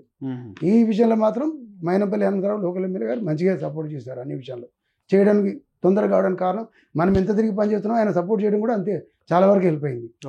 ఇది ఈవెన్ సిఎస్ని కలవాలంటే కూడా ఆమె పర్మిషన్ అపాయింట్మెంట్ ఇవ్వకపోతే హనుమంతరావు గారు చెప్తే ఫోన్ చేసి మా వాళ్ళు వచ్చి కలుస్తారట మేడం, మీరు కలుస్తారట అంటే అప్పుడు శాంతికుమార్ గారు సారీ సుమేష్ కుమార్ గారు సార్ మా వాళ్ళు వస్తారట అని చెప్పి ఇట్లా ఫోన్ చేస్తే రైట్ రమ్మానండి అనేవాడు. అట్లా అపాయింట్మెంట్ ఇచ్చిండు మైనంపల్లి హనుమంతరావు గారు సపోర్ట్ చేశారు. అన్ని విధాలుగా సపోర్ట్ చేసిండు ఆయన. అయితే డిస్ట్రిక్ట్ కోర్టు ఎప్పుడైతే ఇక్కడ వచ్చిన తర్వాత కోర్టులని వచ్చినాయి, ఇంకో కోర్టు పోవాలి. దానింటే కూడా మనం వదిలిపెట్టలే. అమౌంట్ వచ్చిన వెంటనే శాంక్షన్ అయిన వెంటనే టెండర్ పిలవని వాళ్ళు వెనకాలపడడం, హైకోర్టు వాళ్ళతో పోల్ చేయించడం, రిజిస్ట్రార్ ఫోన్ చేసి ఏమైంది ఎందుకు లేట్ చేస్తారని వెంటపడడం, ఈ టెండర్ పిలిపియడం, టెండర్ ఫైనలైజ్ కావడం పూర్తిగా అది మన ఎలక్షన్ ముందే అయిపోయింది. ఎన్జేఆర్ కన్స్ట్రక్షన్ వాళ్ళకి అలాట్ చేయడం జరిగింది. వాళ్ళు 20% లెస్ చేసారు. దాంతో 4 జనవరి నాడు వర్క్ స్టార్ట్ చేయమని హైకోర్టు చెప్పడం జరిగింది. హైకోర్టు సీజే గారితో పెద్ద గ్రాండ్గా ఫంక్షన్ చేద్దామని ఆలోచన ఉండే. సీజే గారు ఒకటే ఏం చెప్పారంటే ఆల్ ఓవర్ స్టేట్కి ఒక డైరెక్షన్స్ ఇచ్చారు. ఎక్కడ రెడీగా ఉన్నా సరే ఇమీడియట్లీ వర్క్ స్టార్ట్ చేయండి. అంతే తప్ప డోంట్ రిక్వెస్ట్ అందరినీ మా హైకోర్టు పర్మిషన్ అడగండి ఫౌండేషన్ వేయాలని. అవన్నీ పర్మిషన్ అడుగుకుంటూ కూర్చొని టైం అంతా డిలే అవుతుంది. ఇప్పుడు ఏజెన్సీ సెలెక్ట్ అయినప్పుడు డిలే కాకుండా వర్క్ స్టార్ట్ చేస్తే బెటర్. ఎస్కలేషన్ ఆ ప్రైస్ పెరుగుతుంది. మళ్ళీ ఇంత టర్మ్లో వర్క్ అయిపోతే జ్యుడిషియల్కి బాగుంటుంది, ఆ ప్రైసెస్ అందుబాటులోకి వస్తుంది, మనకి చేయాలని చెప్పి ఒక డైరెక్షన్ ఇవ్వడం జరిగింది. ఈ మా జడ్జి గారికి డైరెక్షన్ ఇచ్చి మీ సార్ని స్టార్ట్ చేయమంటే మా ప్రిన్సిపల్ డిస్ట్రిక్ట్ జడ్జి గారు అందరు జడ్జెస్ వచ్చి 4 జనవరి నాడు డైట్లో ఫౌండేషన్ వేసి వర్క్ స్టార్ట్ చేయడం జరిగింది. దాంట్లో ఇప్పుడు ఏదో ఫారెస్ట్ పర్మిషన్ చెట్లు 162 చెట్లు ఏమి వస్తున్నాయి బిల్డింగ్ కింద కట్ చేయాలంటే పర్మిషన్ కోసం పెట్టి అది కూడా అయిపోతుంది. 4 రోజులు అయిపోతే స్టార్ట్ అవుతుంది. డెమాలిషన్ కూడా గవర్నమెంట్ పర్మిషన్ ఇచ్చింది. అది కూడా త్వరలోనే మొత్తం సెల్లార్ తీయాలి ముందు. అది బిఫోర్ వచ్చి సమ్మర్ వచ్చి దాని దాంట్లో రైనీ సీజన్ వచ్చే లోపల అది కంప్లీట్ చేయాలని కాంట్రాక్టర్ రోజు ఎంట పడుతున్నాడు. సో అది స్టార్ట్ అయిపోతుంది. సెల్లార్ వాటర్ నిండిపోతుంది అని తొందరగా ఆలోపు వర్క్ కంప్లీట్ అయిపోవాలని తొందర పెడుతున్నాడు. సో తొందరగానే వర్క్ అయిపోతుంది. నేనేదైతే వీళ్ళకి ఇచ్చిన మాట ప్రకారం రెండోసారి కంటెస్ట్ చేసినప్పుడు నేను చెప్పింది అదే, వర్క్ కంప్లీట్ చేస్తాను, ఎట్టి పరిస్థితుల్లో ఫౌండేషన్ ఇచ్చి వర్క్ స్టార్ట్ చేపిస్తాను, తర్వాత ఈ బిల్డింగ్ ఆల్టర్నేటివ్ మంచి బిల్డింగ్లో సెటప్ చేస్తా అని చెప్పిన. ఇలా ఏవైతే చెప్పిన ప్రకారంగా అది కంప్లీట్ చేసిన. ఇంకొకటి అదొకటి అయిపోయింది. పర్మనెంట్ బిల్డింగ్ ఇష్యూ అయితే పర్మనెంట్ బిల్డింగ్ మీద నాకు ఒక ఆలోచన ఉండండి. పర్మనెంట్ షిఫ్ట్ కీసర్ షిఫ్టింగ్ అనేది ఒకటి ఉండే. కీసర్ అంటూ షిఫ్ట్ అయితే ఈ కీసర్ షిఫ్టింగ్ టెన్షన్ అనేది తగ్గిపోతుంది. పర్మనెంట్ బిల్డింగ్ చేసి వర్క్ స్టార్ట్ చేయించడం అనుకో, పర్మనెంట్ కోర్టు అయితే మల్కాజ్గిరి ఏరియాలో కానీ మొత్తం చుట్టుపక్కల అడ్వకేట్స్ అనేది లైఫ్ సెటిల్ అయిపోతుంది, పర్మనెంట్ బిల్డింగ్ వచ్చేస్తుంది. సో ఎప్పటికీ జూనియర్స్ కానీ ఎవరికి ఇబ్బంది లేకుంటుందనే కాన్సెప్ట్ నా మనసులో ఆలోచన ఉండే. దీనికోసం నిత్యం వర్క్ అని దాని చుట్టూ తిరిగి అది కంప్లీట్ చేయాలని తిరిగిన. అంతే తప్ప నాకు సర్వీస్ ఈజీగా అనిపించింది. ఎక్కడ కూడా నా సొంతంగా నేను ఎవరు వచ్చినా రాకపోయినా నేను తిరిగి చేస్తూనే ఉంటుంది. ఎందుకంటే చేయాలన్న గోల్ పెట్టుకుని చేసినా నేను కంప్లీట్ చేయాలి, ఎవరున్నా లేకపోయినా. అదే ఆ విధంగా కంప్లీట్. ఇక బిల్డింగ్ విషయంలోకి వచ్చి ఆల్రెడీ హ్యాపీ బిల్డింగ్ కావాలని చెప్పి 2018 నుంచి చాలామంది మా ఈ ప్రీవియస్ ప్రెసిడెంట్లు ట్రై చేయడం జరిగింది. కానీ కాకపోయేసరికి సుధీర్ గారి పీరియడ్లో ట్రై చేసి కాకపోతే ఈ కమిషన్ పక్కన కాంప్లెక్స్ ఆయన మాట్లాడి ఫైనల్ చేయడం జరిగింది. అదేవిధంగా మిగతా వాళ్ళు కూడా ట్రై చేయడం జరిగింది. లక్ష్మీజ గారి పీరియడ్లో కానీ అట్లా కానీ ట్రై చేశారు, కానీ అది అవ్వలేదు. లెటర్ ఇస్తే ఏంటంటే due to that only reason ఏంటంటే టీఎస్ఐసి చైర్మన్ అందులో ఏదో కోర్టుల కేసులు ఉన్నాయి, అవి ఇవన్నీ ఎందుకు ఇబ్బంది, నాకెందుకు వచ్చిన ఇబ్బంది అని ఎవరు ఇచ్చినా తీసుకోలే ఆయన. మేము కూడా ఇస్తే పట్టించుకోలే. నేను సెకండ్ టర్మ్ వచ్చినప్పుడు పోయి ఏజీ దగ్గర కూర్చుంటే ఏజీ గారు ఆయనతో మాట్లాడి ఒప్పించి కన్విన్స్ చేసి ఇదంతా కూడా ఏజీ అప్పుడు బిఎస్ ప్రసాద్ గారు మంచి హెల్ప్ చేశారు. ఆయన హెల్ప్తో ఈ యాపిల్ బిల్డింగ్ అనేది కుషాగూడ అనేది మనకు కోర్టుకి ఇవ్వడం జరిగింది. 15 రోజుల్లో రోజు అక్కడ చేరేసి కూర్చొని దాన్ని ఏమంటాం ఆల్టరేషన్స్ అని కంప్లీట్ చేసి 20 రోజుల్లో కోర్టు కంప్లీట్ చేయించడం జరిగింది. సీజే గారిని పిలిచారు, చీఫ్ జస్టిస్ గారు ఉన్న చీఫ్ జస్టిస్ గారు అలోక ఆరాధ గారు వచ్చి ఇనాగ్రేట్ చేయడం జరిగింది. సో ఆ బిల్డింగ్ వర్క్ స్టార్ట్ చేయడం కూడా 28 నుంచి వర్క్ స్టార్ట్ చేసింది ఆగస్టులో. దాంతో అందరూ అడ్వకేట్స్ హ్యాపీ, సిటీలో వచ్చి అడ్వకేట్ కూడా చాలామంది నన్ను కలిసి చెప్పారు, మంచి బ్రదర్ మంచి బిల్డింగ్ ఇది, కోర్ట్ అపీరెన్స్ ఉంది, బాగుంది ఇది అని. ఇది ఏమున్నా సార్ ఇంకోటి అండి, ఏదైతే టెండర్ ఇచ్చారో 18 monthsకి ఇచ్చారు. ఓకే, 2 years 2.5 yearsలో కంప్లీట్ అవుతుందని ఆలోచనతో అనుకుంటున్నాను. ఇప్పుడు అయిపోతే మళ్ళీ అక్కడ షిఫ్ట్ అయిపోతుంది. ఇంకేడా కొన్ని కొత్త కోర్టులు శాంక్షన్ అయినాయి, అవి ఎస్టాబ్లిష్ చేయాలా.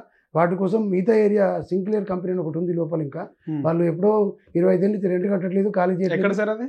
ఈ యాపిల్ బిల్డింగ్ లోని కుషాయిగూడలో సెకండ్ ఫ్లోర్ లో ఉంటుంది. అది ఖాళీ చేయించడం కోసం టీఎస్ఐసి వాళ్ళు తిరుగుతా ఉన్నాను ఇప్పుడు. అదొకటి. ఇంకొకటి ఏంటంటే ఈ పోలీస్ కేసు కోర్టులు కొన్ని రావాలి, ఇక్కడ కోర్టుల కోసం కూడా తిరగడం జరుగుతుంది. ఇవన్నీ కూడా ఏంటంటే ఒకటేనండి, హైకోర్టు వాళ్ళు కోఆపరేట్ చేస్తున్నారు, హైకోర్టు జడ్జెస్ కోఆపరేట్ చేస్తున్నారు. సిమిలర్గా మనం రెగ్యులర్గా ఫాలోఅప్ చేస్తున్నాం, నిత్యం ఫాలో అవుతుంటే మా హైకోర్టు జడ్జి గారే లాస్ట్ టైం మా చీఫ్ జస్టిస్ గారితో అన్నారు ఇక్కడ వచ్చినప్పుడు, రోజు హైకోర్టు అని ఆ కోర్టు అని ఇదని ఈ బిల్డింగ్ ఆ బిల్డింగ్ అని రోజు తిరుగుతూనే ఉంటారు సార్, ఈయన రోజు ప్రాక్టీస్ కానీ ఇక్కడే తిరుగుతారని చెప్పి జస్టిస్ వినోద్ కుమార్ గారు సీజే గారితో అన్నారు. అంటే మన కాన్సెప్ట్ వచ్చినప్పుడు ఇది అవకాశం ఒకసారి ఇచ్చారు, దాంట్లో మ్యాక్సిమం ఫుల్ఫిల్ చేసి కంప్లీట్ చేయాలంటే. సార్ ముఖ్యంగా ఇక్కడ డైట్లో కోర్టు తీసుకొస్తున్నారు, కోర్టు బిల్డింగ్ శాంక్షన్ అయిపోయింది. సో డైట్ చూసుకుంటే మనకి డైట్ ముందు అంబేద్కర్ భవన్ ఉంది, లెఫ్ట్ సైడ్లో ప్రైవేట్ బిల్డింగ్లో ఉంది, రైట్ సైడ్లో ఆపోజిట్లో మనకి భాష స్కూల్ అవన్నీ కూడా ఉన్నాయి.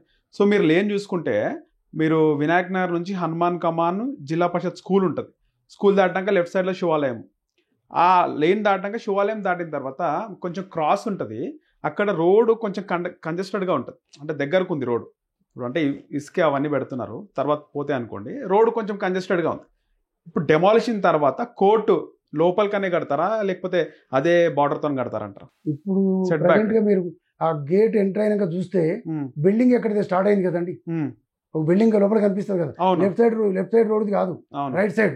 ఓకే, ఇప్పుడు ఏదైతే కోర్టు లోపల ఇంకొక మీరు వచ్చి చూసుంటే కాంపౌండ్ వాళ్ళ లోపల ఇంకొక హాస్టల్ బిల్డింగ్స్ ఉంటాయి. అవును, ఇంకో గేట్ ఉంటుంది, ఆ గేట్ ఉంది కదా, ఆ గేట్ లెవెల్ బిల్డింగ్ వస్తుంది. ఓకే, బయటంతా ఇదంతా ఖాళీగా ఉంటుంది. ఓకే, ఆ బిల్డింగ్ చుట్టూ 30 wide రోడ్ కట్టే బిల్డింగ్ ఏదైతే కడుతారో చుట్టూ 30 wide రోడ్ ఉంటుంది, చుట్టూ తిరిగేటట్టు. ప్లస్ అండర్ గ్రౌండ్ లో పార్కింగ్ ఉంటుంది, పక్కన 2 acres బిల్డింగ్ కాంపౌండ్ వాల్ కంపల్సరీగా సెట్ బ్యాక్ ఉంటుంది, లోపలికి సెట్ బ్యాక్ చాలా ఉంటుంది. ఇప్పుడు అక్కడ నుంచి 30 wide రోడ్ పెడితే ఇంకొక మళ్ళీ 20 feet దాకా రోడ్డు ఉంటుంది కదా. సో అంత కాదు, ఆడ చాలా ఖాళీగా ఉంటుంది, సో ఫ్రీ అయిపోతుంది ఏరియా, చాలా ఫ్రీగా ఉంటుంది. ఓకే, దగ్గర నాకు తెలిసి 30 అంటే రోడ్ నుంచి 50-60 feet దూరం ఉంటుంది బిల్డింగ్, 50 feet మినిమం ఉంటుంది. ఇప్పుడు ఆ కాంపౌండ్ వాళ్ళ నుంచి లోపలికి ఓకే 50-60 feet లోపలికి ఉంటుంది బిల్డింగ్. సార్ అలా అయితే మొత్తానికి 2 దఫాలు అంటే 2 టర్మ్స్ చేసినారు. సో మూడోసారి చేస్తే ముచ్చటగా హ్యాట్రిక్ లాగా మూడోసారి ముచ్చటగా ఉంటుంది కదా, అది అని ఆలోచిస్తున్నారా? అసలు ఆలోచించట్లేదండి, ఎందుకంటే ఇప్పటి వరకు కంటెస్ట్ చేస్తాను లైన్లో ఉన్న వాళ్ళు కూడా ఉన్నారు, వాళ్ళకి సపోర్ట్ చేద్దాం, ఆశావాహులు ఉంటారు కదా, వాళ్ళకి వాళ్ళు ఒకరు సపోర్ట్ సర్వీస్ చేయాలని ఉంటుంది, సర్వీస్ చేయాలని ఉంటుంది. మనం 2 సార్లు చేసినాం. నా గోల్ ఏదైతే పర్మనెంట్ బిల్డింగ్ స్టార్ట్ కావాలా, స్టార్ట్ అయితే చాలు, ఎవరన్నా రాని ఎవరన్నా పోని, నాకేంటంటే ఆ బిల్డింగ్ అయితే నడుస్తుంది. ఆశయం అయితే సాధించినారు, నా ఆశయం సాధించినాను అందరి కోసం. వాళ్ళు ఏదైతే నా మీద ఆశ పెట్టుకుని నన్ను గెలిపించారో అవన్నీ నెరవేర్చాను. సరే, ఏ పని చేసినా కూడా దానికి భిన్నాభిప్రాయాలు ఉంటాయి, ఏదైనా కూడా ఉంటాయి. దీనికి సంబంధించి కోర్టు వస్తే కోర్టు అని ముఖ్యంగా మీరు చెప్పినట్టు మహిళా అడ్వకేట్లకి వాళ్ళందరికీ సేఫ్ అవుతుంది, లాంగ్ జర్నీ ఉంటుంది, లోకల్ వాళ్ళకి ఇంకోటి సెంటర్గా ఉంటుంది మల్కాజ్గిరి, అన్ని మొత్తం డిస్టిక్కి అని అంటున్నారు. ఓకే, కానీ దీనిపైన భిన్నాభిప్రాయాలు వ్యతిరేకించే వారు కూడా ఉంటారు, మీ అడ్వకేట్స్ దాంట్లోనే ఉన్నారు. ముఖ్యంగా ఏం లాభం, ఎవరికి లాభం, కోర్టు వస్తే 5-6 అయితే కోర్టు క్లోజ్ అయిపోతుంది. కోర్టుకు వచ్చేదంతా కూడా ఎవరైతే హత్యలు మర్డర్స్ దొంగలు వీళ్ళు వస్తుంటారో అది ఎక్కడున్నా వెళ్తుంటారు, లోకల్గా ఎట్లా డెవలప్ అవుతుంది, 6 తర్వాత క్లోజ్ అయిపోతుంది, డెవలప్మెంట్ ఎట్లా అవుతుంది అనేవాళ్ళు కూడా ఉన్నారు. వాళ్ళకి ఏం చెప్తారు మీరు? ఏమంటుందంటే కోర్టు లోకల్గా మన సెంట్రల్లో కోర్టు ఉండడం వల్ల ఎవరికి లిటిగెంట్స్ ఉపయోగం. ఒకటి ఇక్కడ గుర్తుపెట్టుకోవాలండి, ప్రధానంగా క్రిమినల్ కేసులు ఒక్కటే కాదు, మోడర్న్ హత్యలు చేసిన వాళ్ళే రారు ఇక్కడ. చెక్ బౌండ్ కేసు ఉంటుంది. చెక్ ఇచ్చిన వాడు చెక్ తీసుకున్నవాడు న్యాయంగానే కదా, వాడు డబ్బులు రావాలి కదా, వాడు ఒక రకంగా వాడు విక్టిమే కదా, అక్కడ వాడు న్యాయం జరగాలంటే కోర్టుకు రావాలి కదా, వాడి మీద కేసు వేయాలంటే వీడి కోర్టుకు రావాలి కదా, పోయి ఎక్కడో పోయి కోర్టులో కేసు వేయాలంటే ఇబ్బంది కదా. ఒక ఫ్యామిలీ మ్యాటర్స్ మీకు ఇప్పుడున్న కండిషన్లో, ఇప్పుడున్న జనరేషన్లో డైలీ ఎన్ని పెళ్ళిళ్ళు అవుతున్నాయో తెలియదు కానీ డైలీ ఎన్ని డైవర్స్ ఫైల్ చేస్తున్నాయో మేము చూస్తున్నాం. అంటే వీళ్ళందరూ మరి కోర్టుకు వస్తే వాళ్ళందరూ కూడా అక్కడేదో తప్పు చేసినారని కాదు కదా. ఒక అమ్మాయికి అన్యాయం అయిపోతే ఇక్కడ వస్తుంటుంది, ఒక మహిళకు అన్యాయం అయితే మ్యాట్రిమోనియల్ కేసులలో వస్తుంటారు, వాళ్ళు ఇబ్బంది పడతారు. తర్వాత సివిల్ కేసులు, ల్యాండ్ తగాదాలు వస్తారు, వాళ్ళు ఏం కావాలని కొట్లాడుకుని మర్డర్ చేసిన కేసులు కావాలి, ఆ కేసులే ఎక్కువ ఉంటాయి కదా. ఈ ఇవాళ ఫ్యామిలీ కేసులు తక్కువ కంటే ఇవి ఎక్కువ ఉంటాయి, ఈ ఫ్యామిలీ కేసులు సివిల్ కేసులే ఎక్కువ ఉంటాయి. కాబట్టి ఈ క్రిమినల్ దాంట్లో కూడా ఇప్పుడు నీకు అందులో కూడా అంతే, ఒక్కడి గురించి ఆలోచిస్తున్నాం, విట్నెస్లు రావాలి కదా, సాక్షులు రావాలి కదా, నీకు అన్యాయం జరిగింది కోర్టులో కేసు పెట్టిన విక్టిమ్ వచ్చి కోర్టుకు రావాలి కదా, సాక్షులంతా దూరం రావాలి కదా, వాళ్ళకు కూడా న్యాయం జరగాలి కదా. ఈ సెంటర్లో ఉంటే వీళ్ళందరూ ఎక్కడో పోయి బస్సు ప్రయాణం చేసి ఎక్కడో దూరం పోవడం వేరు, ఈ పక్క నుండి సెంటర్ నుండి అటెండ్ కావడం వేరు కదా. ఇది దగ్గర అవుతుంది, వీళ్ళకి చాలా ఉపయోగపడుతుంది, ఎక్కడో దూరం పోవాల్సిన అవసరం లేదు. కోర్టు పోవాలని అమ్మ అక్కడికి పోవాలని ఆలోచన. ఒకప్పుడు మనము ఈ ఏరియా అంతా కూడా మేడ్చల్ ఉండేది, మేడ్చల్ పోయి వాళ్ళ కోర్టు పోవాలంటే అన్ని వరకు వదిలిపెట్టుకొని ఆడికి పోయి రావాలి. ఇక మల్కాజ్ గురించి అటెండ్ అయ్యి వాళ్ళ పనులను చూసుకుంటాడు కదా. సో చాలా అందుబాటులో ఉంటుంది. తర్వాత ఈ వచ్చే కక్షిదారులకి కావాల్సిన ఫెసిలిటీస్ కూడా చుట్టుపక్కల అవసరం ఉంటుంది కదా. ఒక కోర్టు బిల్డింగ్ ఉంది, చుట్టుపక్కల సేఫ్టీ ఉంటుంది. లోకల్ వాళ్ళకి ఎట్లా ఏ విధంగా అడ్వాంటేజ్ ఉంటుంది సార్? లోకల్గా ఉన్న ప్రజలకు కానీ పబ్లిక్ లిటిగెంట్కే అడ్వాంటేజ్ ఉంటుంది ఎక్కువ. లోకల్ ప్రజలు కూడా సెంట్రల్లో ఒక కోర్టు ఉండడం వల్ల ఒక సేఫ్గా ఫీల్ అవుతారు కదా. నియర్ బై ల్యాండ్ మార్క్ ఉంటుంది కదా, అట్లా ఉంటుంది. అట్లాంటి ఇబ్బంది లేకుండా బాగుంటుంది. కోర్టు ఉందంటే చుట్టుపక్కల కొంచెం సేఫ్టీగా ఫీల్ అవుతారు కదా. అదొకటి. లిటిగెంట్కి సెంట్రల్లీ లొకేటెడ్ ఉంటుంది. దీనికి సంబంధించి లోకల్గా ఉన్నటువంటి ప్రజలకి చాలా మంది మీరు చూస్తుంటారు, తెలంగాణ సపరేట్ అయినప్పటికీ కూడా నిరుద్యోగులు చాలా మంది ఉన్నారు. అంటే కేవలం ప్రభుత్వ ఉద్యోగాలు రాలేదనే కాకుండా చాలా మంది అవగాహన లేక చెప్పేది వినక కొంతమంది నిరుద్యోగులుగా మిగిలిపోయిన వాళ్ళు యువత చాలా మంది ఉన్నారు. వాళ్ళకి ఏమైనా అవకాశాలు వచ్చే అవకాశం ఉందా సార్? అందులో కోర్టు వల్ల వాళ్ళకి అవకాశాలు వచ్చి తక్కువ. కోర్టు ఎప్పుడైతే పెరుగుతుంటుందో ఎంప్లాయ్మెంట్ పెరుగుతుంటుంది. ఇప్పుడు district temporary basis, contract basis. ఇప్పుడు డిస్ట్రిక్ట్ బైఫర్కేషన్ అయ్యింది. అయినప్పుడు మా డిస్ట్రిక్ట్ కోర్టులో చాలా ఎంప్లాయీస్ చాలా తక్కువ ఉన్నారు, స్టాఫ్ చాలా తక్కువ ఉండే. ఇప్పటికీ 4-5 సార్లు పెట్టి కొన్ని 100 మందిని రిక్రూట్ చేసి ఫిల్అప్ చేశారు. ఏది అటెండర్గా, క్లర్క్గా, జూనియర్ అసిస్టెంట్గా, టైపిస్ట్గా, రకరకాల పోస్టులు హైకోర్టు వాళ్ళు టెస్టులు కండక్ట్ చేసి, కింద కోర్టులలో మా డిస్ట్రిక్ట్ కోర్టు కూడా టెస్టులు కండక్ట్ చేసి చాలా మందిని 500-600 మందిని 400-500 మందిని ఫిల్అప్ చేశారు. ఇదంతా వీళ్ళకి అవకాశం వచ్చినట్టే కదా. వీళ్ళందరికీ దాదాపు ఎన్ని వందల కాంట్రాక్ట్ ఉద్యోగాలు వచ్చే అవకాశం ఉంటుంది సార్?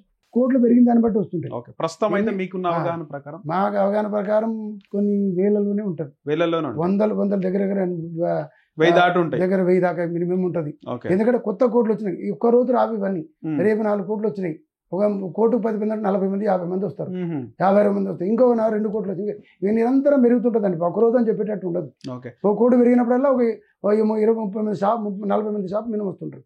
అట్లా పెంచుకుంటూ పోతుంటారు. జిరాక్స్ సెంటర్ కానీ, బిజినెస్ కానీ, ఇవి ఎక్స్ట్రా. ఇంకా ఇప్పుడు మన దగ్గర ఎగ్జాంపుల్ పెట్టాం, కొత్త కోర్టు ఏదైతే అక్కడ పెట్టించామో కుషాయిగూడలో పెట్టించినప్పుడు, యాపిల్ బిల్డింగ్లో టీఎస్ఎస్ బిల్డింగ్ పెట్టినప్పుడు, ఇప్పుడు అంతకుముందు ఇక్కడ క్యాంటీన్ మా ఉండే, అక్కడ క్యాంటీన్ ఇప్పుడు పెద్ద ఎత్తున పెట్టాం. చాలా మంది ఒకేసారి 50 మంది కూర్చొని తిరిగేటట్టు ఉంది. తర్వాత జ్యూస్ సెంటర్ పెట్టించాం, అదొకరికి ఉపాధికి 2 పనిచేస్తున్నాడు.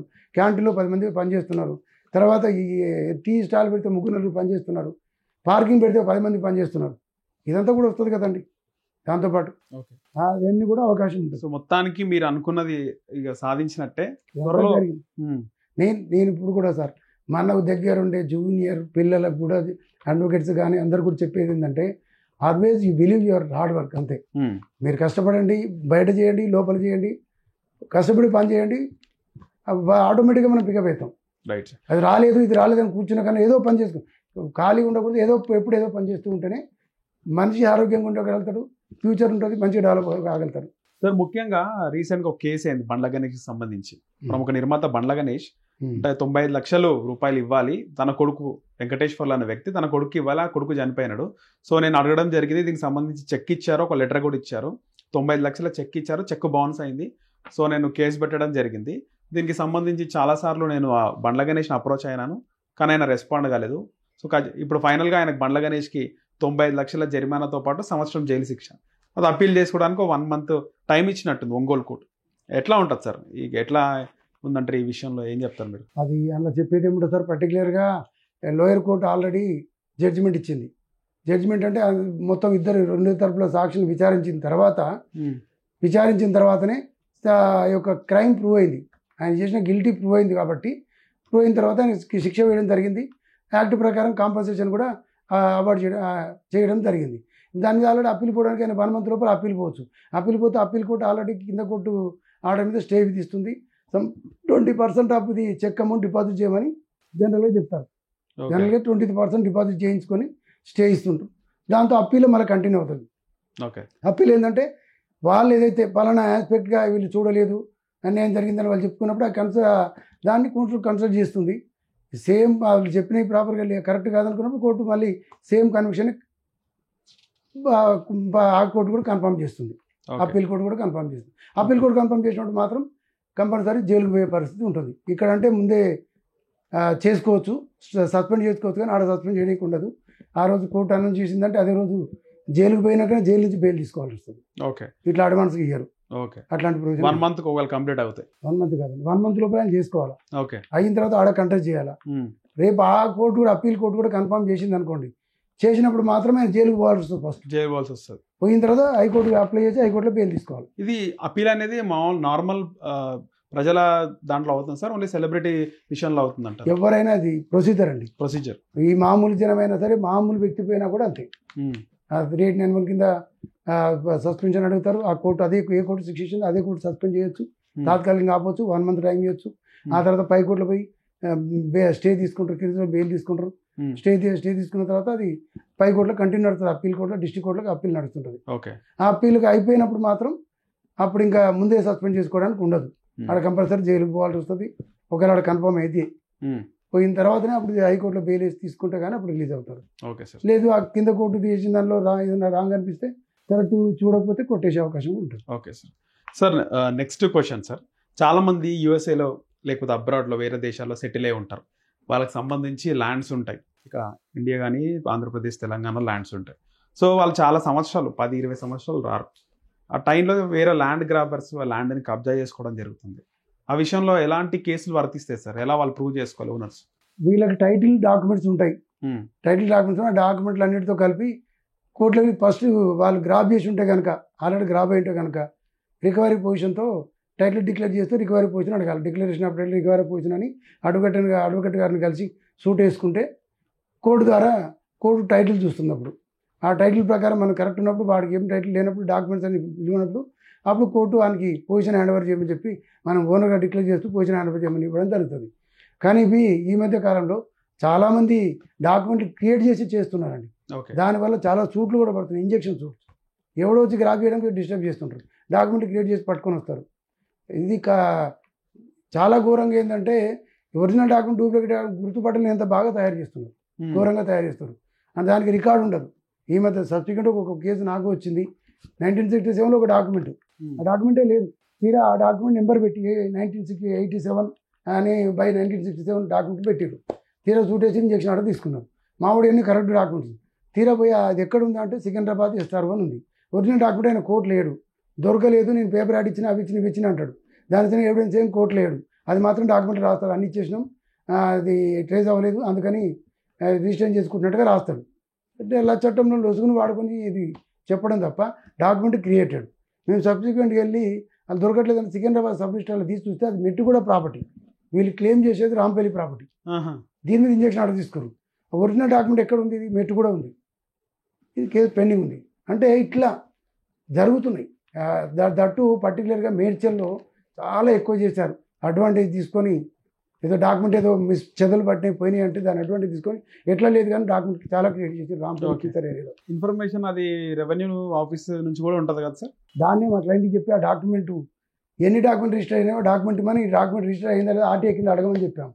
అడిగితే వాళ్ళు RTAలో పలానా రోజు అది ఆ రోజు ఏప్రిల్ ఏదో సంథింగ్ సెకండ్ సాటర్డే ఇది రిజిస్ట్రేషన్ ఎలాంటివి జరగలేదు, ఈ డాక్యుమెంట్ ఇక్కడ కాలేదని ఇచ్చారు ఇంకొక కేసులో. అంటే ఇదే మేడ్చల్లో అంటే ఇట్లాంటివి చాలా జరుగుతున్నాయి. దాన్ని ఒకటి దాన్ని అడ్వాంటేజ్ తీసుకొని ఈ దొంగలు ఇట్లాంటి డాక్యుమెంట్ తయారు చేస్తున్నారు. కొందరు ఏంటంటే ఆంధ్ర వెళ్ళిపోయారు, వీళ్ళు కొందరు పని లేని వాళ్ళు వీళ్ళు చేసే పని ఏంటంటే ఈసీ తీసుకోవడం, ఈ ప్రాపర్టీ ఎవరు దాన్ని చూసి ఆంధ్రాపడి వచ్చిండా ఎన్నాళ్ళని చూసి చాలా బాధ అనుకో వీళ్ళు తెలియదు కానీ ఒక డాక్యుమెంట్ క్రియేట్ చేసి ఏముందో ఫోటో పెట్టి ఇంపర్సనేషన్ పెట్టి డాక్యుమెంట్ క్రియేట్ చేస్తున్నారు. దాని మీద వాళ్ళు తప్పనిసరి మళ్ళీ పోలీస్ స్టేషన్లకి కంప్లైంట్ ఇస్తే వాళ్ళు తీసుకోకపోతే రిఫర్ చేయడం, మోస్ట్లీ పోలీసులు అట్లాంటివి అయితే రిజిస్టర్ చేస్తున్నారు. దాంతో కోర్టులు వచ్చి ఇంజక్షన్ సూట్ వేసి డిక్లరేషన్ టైటిల్ వేసి లేదా ఇంజక్షన్ సూట్ వేసి అదంతా కూడా పెట్టి చేసుకోవడం జరుగుతుంది. సో చాలా వరకు ఇట్లాంటి ఈ ల్యాండ్ వాల్యుయేషన్ పెరగడంతో ఇలాంటివన్నీ కూడా క్రియేట్ చేయడం జరుగుతుంది. మీరు చాలా కేసులు చూస్తుండొచ్చు మీ అనుభవంలో. దీనికి సంబంధించి సెలబ్రిటీ కేసులు కూడా ఉంటాయి సార్. చాలా వరకు సెలబ్రిటీస్ సినిమా ఇండస్ట్రీకి సంబంధించి ల్యాండ్లు కొనడం, తర్వాత హైదరాబాద్ ఎవరో పొలిటికల్ బ్యాక్గ్రౌండ్తో ఉన్న వాళ్ళు ఆ ల్యాండ్ని కబ్జా చేయడం ఇవన్నీ జరుగుతుంటాయి. ఏమైనా చూసారా మీరు సినిమా ఇండస్ట్రీకి సంబంధించి? సినిమా ఇండస్ట్రీ నా దగ్గర అంటే మీకు రాకపోయినప్పటికీ మీరు చూసినటువంటి కేసు గ్రాప్ చేసినాయి అంటారా? గ్రాప్ చేసినాయి నా దృష్టిలోకి ఎక్కువ. మీకు అడ్వకేట్స్ డిస్కస్ చేసుకునే కానీ తెలిసిన వాళ్ళు డీల్ చేయడం కానీ రకరకాలుగా చెప్తుంటారు. అక్కడే ఆయన చేసిండ్రు, ఇంకా ఇండస్ట్రీలో ఉండే ఫిలిం వాస్తవానికి మెగాస్టార్ చిరంజీవి గారు ల్యాండ్ కన్వెన్షన్ అని ఒకటి చెప్తుంటారు. హీరో శ్రీకాంత్ ల్యాండ్ కూడా ఒకసారి ఇవన్నీ చెప్తుంటే వినడం తప్ప మనకు తెలియదు వాస్తవాలు ఏమిటో కరెక్ట్ తెలియకుండా మనం చెప్పలేం. కానీ అవి చెప్పంగా వినడమే జరిగింది. పేపర్లు రాస్తే చూడడం కూడా. వాస్తవం ఎంత ఉంటుంది సార్? అంటే సినిమా ఇండస్ట్రీ ఉండొచ్చు సార్. యాక్టర్లు నేనేమంటా అంటే ఎందుకు సినిమా యాక్టర్ దాకానే మాట్లాడదాం, పొలిటీషియన్స్ తక్కువనా? పొలిటికల్ పవర్ చూసుకొని నేను ఎగ్జాంపుల్ చెప్తాను. అదే అంటాను సార్. అంటే సినిమా హీరోలు సంబంధించి వాళ్ళు కొన్ని బిజీగా ఉంటారు వాళ్ళ యాక్టింగ్ ఫీల్డ్ లో. నేను నా పర్సనల్ గా ఒక కేసు చెప్తాను. కీసర్లో వాళ్ళు ఎట్లా వాడు ప్రీవియస్ గవర్నమెంట్ పీరియడ్ లో జరిగిన కేసు, లాస్ట్ 2023 ముందే 23 ముందు జరిగిన కేసే. 2018 జరిగినప్పుడే కీసర్లో ఈయన కాటపల్లి బాలరెడ్డి గారు ల్యాండ్ ఉండే, ఆయన వరి పొలం, ఇంకో సైడ్ చౌరస్తా దగ్గర 2 దాబా ఇంకేవో గట్టేవో చేసిండు. చేసేస్తే ఎవరైతే శ్రీనివాసరెడ్డి అని ఒక ఆయన ఎక్కడ సెక్రటరియట్లో పనిచేస్తాడు ఎంప్లాయీ. కాటపల్లి భారతం అంటే ఒక ఆమె ఏంటంటే రోడ్డు పంట ఇటుపక్క జాగుంటే గతంలో పోయినప్పుడు రోడ్డు పక్క అటుపక్క జాగుంటే మధ్య నుంచి రోడ్డు పోతే పాత 1950లో పోయినప్పుడు ఎవరు రోడ్డు కట్ చేసి డబ్బులు ఇవ్వలే, రోడ్డు పోయింది అంతే. అది ఆ ఎంఆర్ఓ కూడా ఆ రోడ్డుని వాళ్ళ దాంట్లో కట్ చేయలే. వీళ్ళంతా అమ్ముకున్న తర్వాత అది మాత్రం రికార్డు చూపిస్తుంది. అట్నే రికార్డు రోడ్ అంతే రికార్డు నడుస్తుంది. రోడ్ అని రాయారు కానీ ఈమె పేరు మీద రికార్డు నట్టు కనపడుతుంది. అట్లాంటి వాటికి అడ్వాంటేజ్ తీసుకొని ఆమె వచ్చి నాకు ఇల్లుంది అల్లుందని గొడవ పెడుతుంటే ఇది లేదని వాళ్ళు చాలా కాలం గొడవ జరిగింది. వీళ్ళు 70 ఏళ్ళుగా సాగు చేస్తున్న భూమి ఆయన ఎవరితోనో రికమెండ్ చేయించుకొని, ఇంకా చెప్పాలంటే అప్పుడున్న డీజీపీ మహేందర్ రెడ్డి గారితో రికమెండ్ చేయించుకోరని చెప్పారు. తర్వాత అది పేపర్లో వచ్చింది. మహేందర్ రెడ్డి గారు ఖండిస్తూ ఆయన చుట్టం కాదు పక్కన కాదు నాకు సంబంధం లేదు, అది ఇంక సెక్రటరియట్ ఎంప్లాయీ నా దగ్గరికి వస్తే నేనేదో కీసర్ సిఐకి చెప్పినా ఇదేదో ఏదంటే హెల్ప్ చేయ అవకాశం ఉంటే అని చెప్పిన, అంతే తప్ప అంత నాకు తెలియదు అని చెప్పడం జరిగింది. ఇది పైకి జరిగేది. లోపల వాళ్ళు ఏం చెప్తారో వీళ్ళు ఏం చేస్తారో వాళ్ళు వచ్చేసి ట్రాక్టర్ పెట్టి ఆయన పొలం అంతా దున్నించడం జరిగింది. వరి పొలం దున్నించి ఇది చేయడం జరిగింది. దున్నించి కబ్జా చేసిండు. కబ్జా చేసి మళ్ళీ పోతే బెదిరిస్తాడు. ఈ విధంగా ఏంటంటే తర్వాత రకరకాలు చేసి మళ్ళీ ఆయన చూసుకోవడం జరిగింది. ఇట్లాంటి కబ్జాలు చాలా ప్రయత్నం చేయడం జరిగింది. సో ఇట్లా ఏంటంటే వాళ్ళు అక్కడ వచ్చి 30 మంది గుండాలను పెట్టడం, సపోర్ట్ ఆఫ్ ఏంటంటే ఈ పోలీసు వాళ్ళకి ఇన్ఫ్లుయెన్స్ పైనుంచి ఇన్ఫ్లుయెన్స్ చేస్తారు. అప్పుడు సురేందర్ గౌడ్ ఉండే ఆయన ఉల్టా ఏంటంటే మా వాడికి ఇంజక్షన్ ఆర్డర్ ఉంటే నేనే ఇప్పించిన, ఈయన నీకు రాబాబు నీ మీద కేసు నేను చెప్పాలి, ఫ్యామిలీ అందరూ పట్టుకొని పోలీస్ స్టేషన్ పెట్టి వాళ్ళ మీద ట్రెస్ పాస్ కేసు పెట్టాడు. వాస్తవం ట్రెస్ పాస్ చేసిన వరకు కోర్టు ఆర్డర్ అవతల రావద్దని ఉంది. వాళ్ళని లోపల పంపించి వీళ్ళని పట్టుకపోయి నువ్వే వాళ్ళ దాంట్లో పోయినా ఉల్టా కేసు పెట్టినారు. ఇదే విషయం అప్పుడు డీజీపీ గారికి అందరికి కంప్లైంట్ కూడా ఇవ్వడం జరిగింది. పేపర్ విలేకరులకు అదంతా చూపించడం జరిగింది. వాళ్ళు ఎట్లా దున్నిపించారు అదంతా. కీసర మేడ్చల్ మీడియా వచ్చి వాళ్ళని చూసారు. చూసి వాళ్ళు కూడా పేపర్లో అంత పెద్ద ఎత్తున రాశారు. తెల్లారి దాన్ని స్పందించి మహేందర్ రెడ్డి నాకు సంబంధం లేదన్నట్టుగా ఆయన స్టేట్మెంట్ ఇవ్వడం జరిగింది. అంటే ప్రెస్ అయినా భయపడరు, ఎవరైనా భయపడరు, విచ్చలవిడిగా కబ్జాలు చేసే వాళ్ళు చేస్తారు.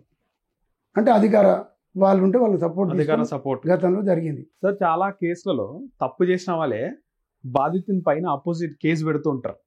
గొడవ అయినా లేకపోతే ల్యాండ్కి సంబంధించిన ఏదైనా తప్పు చేసి తప్పు చేయని వాళ్ళ మీద బాధితుల మీద వీళ్ళు ఉల్టా కేసు పెడుతుంటారు పిఎస్లలో. అలాంటప్పుడు ఎలాంటి స్టెప్స్ తీసుకోవాలి సార్ యాజ్ అడ్వకేట్ గారు? ఏం చెప్తారు? తప్పు చేసిన వాళ్ళు పెడితే మనం ఒకటండి, మనం తప్పు చేయలే, మనదే కేసు కరెక్ట్, వాళ్ళదే రాంగు, వాడే ముందు కంప్లైంట్ ఇచ్చిండు. జనాలు పోలీసు పోతే ఏం చేస్తారు, ముందు వాడు కంప్లైంట్ ఇచ్చింది అనే రకంగా మాట్లాడతారు. ఎవడు ఫస్ట్ వస్తే వాళ్ళదే అన్నట్టు మాట్లాడుతుంటే మనం ఏం చేయాలా? వాళ్ళ కేసు తీసుకుంటలేరు. తీసుకోకపోతే ఇమీడియట్లీ ఒక రిజిస్టర్ పోస్ట్లో అదే కంప్లైంట్ అది SHO సిఐ గారికి పంపించాలి. అట్లాగే అప్పుడున్న కమిషనర్ గారికి కూడా ఒక కాపీ పంపించాలి, ఈయనకి యాక్షన్ తీసుకుంటలేడని. ఇద్దరికి పంపించిన కాపీ అక్నాలజ్మెంట్ అవి 2 తీసుకొని అడ్వకేట్ అప్రోచ్ అయ్యి అడ్వకేట్ ద్వారా కోర్టు నుంచి రిఫర్ చేయించాలి పోలీస్ స్టేషన్. అప్పుడు కోర్టులో వేసినప్పుడు పిటిషన్ వేస్తే కోర్టులో ఆర్గ్యుమెంట్ చెప్పినప్పుడు ఇలా చేస్తారని కోర్టు చెప్తే కోర్టు దాన్ని సాటిస్ఫై అయినప్పుడు ఇమీడియట్లీ కోర్టు పోలీస్ స్టేషన్కి ఇది రిజిస్టర్ చేసి ఎంక్వైరీ చేసి రిపోర్ట్ సబ్మిట్ చేయమని చెప్తుంది. అట్లా న్యాయం చేసుకోవచ్చు. న్యాయం జరుగుతుంది అట్లా చేసుకున్నప్పుడు. చాలా కేసులు అట్లా జరుగుతుంటాయి, అట్లా చేసుకోవచ్చు. అన్ని ఆడ జరిగినప్పుడు ఈ కోర్టు ద్వారా చేసుకోవచ్చు. ఓకే, ఆ ఇబ్బంది ఏమి ఉండదు sir. Next question sir, FIR first information report ఒకళ్ళ పైన కేసు పెట్టుకున్నప్పుడు ఎఫ్ఐఆర్ అయింది అనుకోండి సార్. ఎఫ్ఐఆర్ అయిన తర్వాత కాంప్రమైజ్ కావడం కష్టం అంటారు. ఎఫ్ఐఆర్ అయిన తర్వాత కోర్టులోనే చూసుకోవాలంటారు. ఎఫ్ఐఆర్ అయిన తర్వాత కాంప్రమైజ్ కావాలంటే ఏం సార్ పరిస్థితి? ఎఫ్ఐఆర్ అంటే కాంప్రమైజ్ కావాలంటే ఎఫ్ఐఆర్ రిజిస్టర్ చేయడమే పోలీస్ వాళ్ళ చేతులు ఉంటుంది, పోలీస్ అథారిటీ చేతులు ఉంటుంది. అంతే తప్ప దాన్ని క్యాన్సిల్ చేయడం వాళ్ళ చేతులు ఉంటుంది. కాబట్టి అది క్యాన్సిల్ చేయాలి అంటే ఒకటి హైకోర్టు పోయి క్వాష్ చేసుకోవాలా, అక్కడ క్వాష్ చేయొచ్చు. లేదంటే వాళ్ళు తప్పుగా రిజిస్టర్ చేశారు అనుకుందాం, తప్పుడుగా నా మీద కేసు పెట్టి దానికి హైకోర్టులో క్వాష్ చేయొచ్చు. హైకోర్టు పరిశీలించి అన్ని గ్రౌండ్స్ అన్ని కరెక్ట్ అన్ని నిజంగా అనుకుని ఫీల్ అయినప్పుడు హైకోర్టు క్యాష్ చేస్తుంది. ఏ వ్యక్తి పైన అయితే ఎఫ్ఐఆర్ బుక్ అవుతుందో సార్, తర్వాత అది పెట్టి కేసు కిందికి వస్తుందా, లేకపోతే ఆ కేసు వల్ల ఆయన జైలు పోయే అవకాశం? నేచర్ ఆఫ్ అఫెన్స్ బట్టి ఉంటుంది. వాళ్ళు చేసే ఎలాంటి నేరం చేసిన దాన్ని బట్టి పిటియా కాదని డిసైడ్ చేస్తారు. పిటి కేసు విషయంలో కూడా ఎఫ్ఐఆర్ అవుతానే పిటి కేసా సార్? ఎఫ్ఐఆర్ అయితే పిటి కేసు ఏం అవసరం లేదు. ఎఫ్ఐఆర్ చేయకుండా కూడా చాలాన్ కట్టి కూడా క్లోజ్ చేస్తారు. ఎఫ్ఐఆర్ అవసరం లేదు. ఓకే, ప్రొవిజన్ ప్రకారం కొన్ని చిన్న కేసులు చాలాన్ కట్టి క్లోజ్ చేస్తారు. ఎఫ్ఐఆర్ చేసినా ఎఫ్ఐఆర్ చేస్తే కనుక కంపల్సరీ మేజిస్ట్రేట్ గారి దగ్గర కన్సర్న్ జడ్జి గారు ఉంటారు కదా, ఇద్దరు కాంప్రమైజ్ అయ్యారు, తెల్లారి కంప్లైంట్ పోయి నేను కాంప్రమైజ్ అయినా మెమో ఇచ్చింది అనుకో, ఇద్దరికి తీసుకొని కోర్టుకు పంపిస్తారు పోలీస్ వాళ్ళు. పంపిస్తే జడ్జి గారు అది ఇద్దరిని క్లోజ్ చేస్తారు. అట్లా క్లోజ్ చేయొచ్చు, ఒక పద్ధతి. లేదు అవతల తప్పుడు మీరు చేసిన అనుకున్నప్పుడు హైకోర్టు పై క్వాష్ పిటిషన్ వేసుకోవాలి. హైకోర్టు పరిశీలించిన తర్వాత దాన్ని డిసైడ్ చేస్తారు. లేని పక్షంలో జైలుకి వెళ్ళే అవకాశం ఉంటుంది. అంతే, దానికి బెయిల్ వేసుకోవాలా, బయట కేసు కొట్లాడుకోవాలి, అది ప్రూవ్ చేసుకోవాలి. Next question sir, attempt to murder case జరుగుతూ ఉంటుంది గొడవలు అయినప్పుడు కానీ ఇద్దరి మధ్య. అటెంప్ట్ మర్డర్ కేసు ఏ సందర్భాల్లో పెట్టొచ్చు సార్? అటెంప్ట్ మర్డర్ కేసు పెట్టినప్పటికీ పోలీస్ వాళ్ళు ఏ విధంగా దాన్ని ముందుకు తీసుకెళ్తారు? అటెంప్ట్ మర్డర్ కేసుగా వాళ్ళు ఎలా ఫైల్ చేస్తారు? ఒకటండి, అటెంప్ట్ మర్డర్ అంటే ప్రూవ్ కావాలంటే అటువంటి మర్డర్కి ఆ వచ్చే పర్సన్ ఎవరైతే దాడి చేసిన ఆయనకి ఆయన ఇంటెన్షన్ ఉండాలి. ఆయన ఇంటెన్షనల్గా వచ్చి దాడి చేయాలి. ఇంటెన్షన్ మీన్స్ అది కూడా మామూలు ఏ దాడి కూడా ఎట్లా చేయాలా, బలమైన ఆయుధాలతో. సపోజ్ కర్ర, ఇంకోటి నేను దాడి చేయాలనే ఆయుధంతో, కర్రను ఇంకోటి ఆయుధం లేకుండా ఒట్టిగా దాడి చేస్తే అటెంప్ట్ మర్డర్ కాదు. అటెంప్ట్ మర్డర్ అంటే ఏదైనా వేరే ఆయుధం ఉండాలి, ఉండి ఇంటెన్షన్ ఉండాలి. ఆ ఇంటెన్షన్తో ఆయుధంతో దాడి చేసినట్టుగా ప్రూవ్ అయితే అటెంప్ట్ మర్డర్ వస్తుంది. అదర్వైజ్ మామూలు కొట్లాడే ఉంటే దెబ్బలు 324, 323 దెబ్బలు తగినట్టు, మామూలు రక్తం గారినా మామూలుగా ఉన్నట్టు ఆ కేసులు పెడతారు. ఎప్పుడైతే అటెంప్ట్ మర్డర్ అంటారో ఆయుధాలు కూడా ఆయుధం కూడా ఉండాల్సి వస్తుంది. అది ఉంటేనే ఇంటెన్షన్తో ఆయుధం పట్టుకొని వచ్చి దాడి చేసినట్టు ఉంటేనే అటెంప్ట్ మర్డర్ అవుతుంది. 324 కేసులో ఏం జరుగుతుంది సార్? అంటే తీర్పు ఏ విధంగా ఉంటుంది? అది కేసులు మనం అట్లా చెప్పేటట్టు ఉండదు. కేసులో ఉన్న సాక్ష్యాలను బట్టి తీర్పులు ఉంటాయి, మనం తీర్పులు చెప్పలేము. తీర్పు అనేది వాళ్ళు పెట్టిన దాడి చేసినట్టుగా నిజంగానే అది ప్రూవ్ చేసి ఆ సాక్ష్యాలతో కోర్టు ముందుకు వచ్చి చెప్పి నిజంగా దాడి చేసింది అనుకుంటే జరుగుతుంది. తప్పుడు కేసులు కూడా ఉంటాయి, కరెక్ట్ ప్రూవ్ చేయలేని విషయంలో కూడా కేసు పోతుంది. అంతేగాని 100% ప్రూవ్ అయితేనే కేసు వస్తుంది. కేసు ప్రూవ్ చేయలేకపోతే ఏం చేయలేరు కదా, చెప్పాలి కదా. 324 కేసులో రిమాండ్కి వెళ్ళే అవకాశం ఉంటుంది సార్? 324 ఇంతకుముందు బెయిలబుల్ అఫెన్స్, ఈ మధ్యనే అది నాన్ బెయిలబుల్ చేశారు. ఇప్పుడు దేని కూడా బెయిలబుల్ అయ్యే అవకాశం లేదు సార్.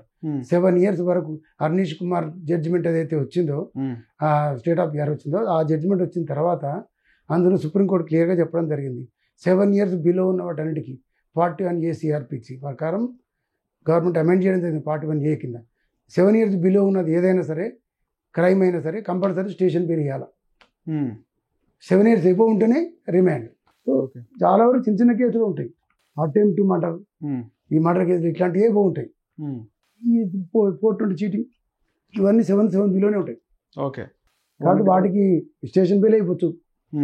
దానికి మా దగ్గర మా అడ్వకేట్స్ కూడా అన్ని స్టేషన్ బెయిల్ అంటే మిస్యూజ్ చేస్తున్నారు. స్టేషన్ బెయిల్స్లలో చాలా వరకు అది 41A CRPC తీసేయాలా, స్టేషన్ బెయిల్ పెడితే ఇబ్బంది అవుతుంది అందరికీ.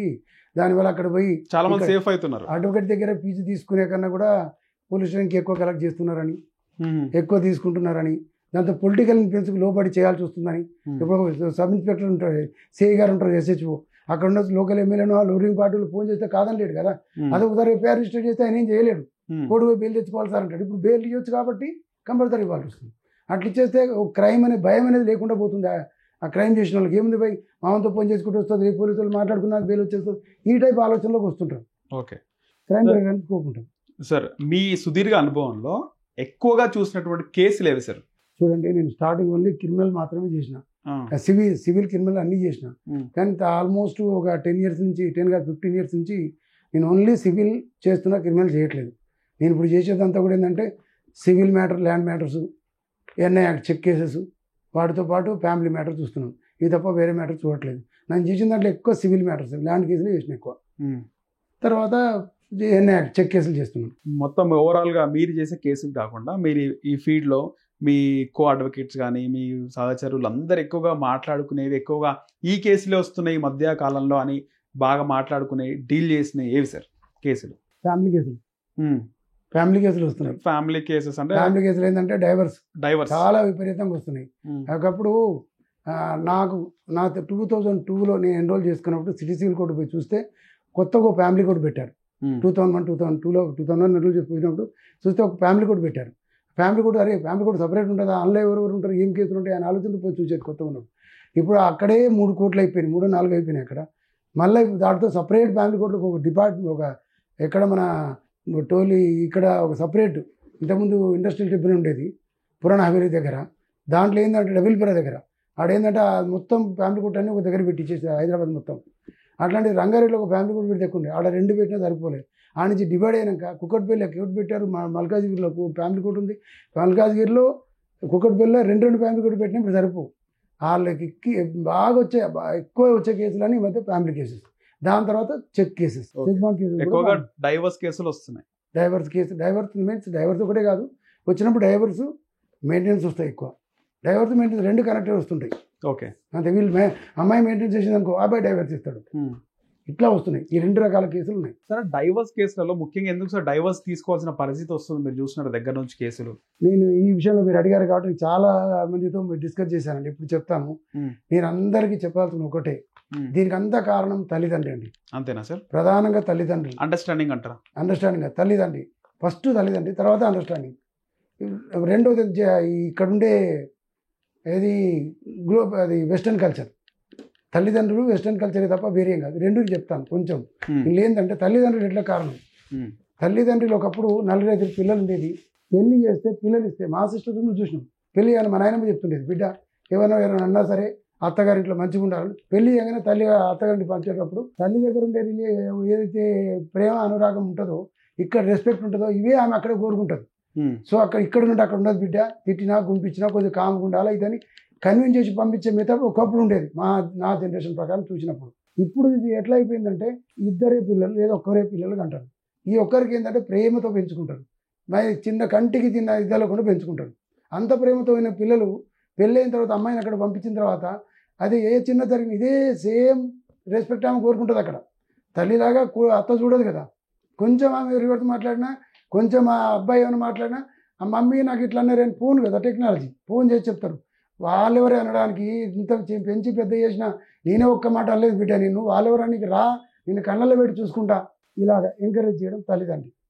ఇది కాదు, అక్కడ ఉన్నప్పుడు అట్లా కాదు బిడ్డ, కొన్ని ఓర్చుకోవాలి, ఉండు, అట్లా కాదు ఇట్లా చేయాలని. ఒక మ్యారేజ్ అనే పవిత్ర బంధం కాదు సార్, ఇది కాంట్రాక్ట్ లాగా చూస్తున్నారు అంతే. ఇంకా మళ్ళీ తీసుకొని ఇంటి చేస్తే ఇంకో పెళ్లి చేస్తారు. ఇది కాదు, ఆ అమ్మాయిని కన్విన్స్ చేస్తాం, అక్కడ ఉంటుంది. ఇట్లా ఓపికతో ఉండాలి, చెప్పాలి. అది ఓపిక ఇళ్ళకి లేదు. నా బిడ్డను అన్నట్టు ఇలా ఫీల్ అయిపోతారు ఫస్ట్. ఓకే, అలా పోవడానికి ఒక కారణం. రెండోది వెస్ట్రన్ కల్చర్. వెస్ట్రన్ కల్చర్ అయితే లవ్ అండ్ ఎఫెక్ట్, రకరకాల లవ్ మ్యారేజ్ నిలబడేవి కూడా తక్కువే. తర్వాత అరేంజ్ మ్యారేజ్లో కూడా పోయినవి కూడా చాలానే ఉన్నాయి.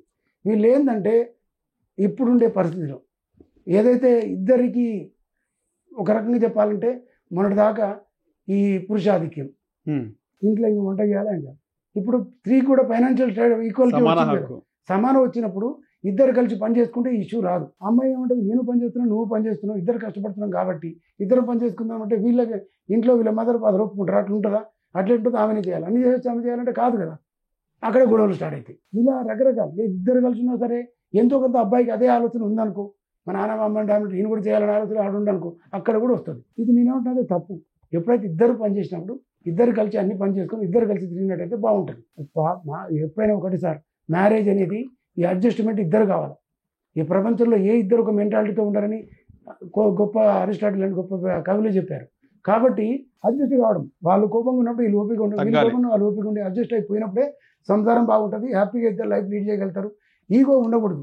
నా హస్బెండ్ అంటే నన్నే అన్నాడు కదా, నా భార్య అంటే నన్నే అన్నది కదా ఫీలింగ్ ఉంటే ఆ బాధ ఉంటుంది.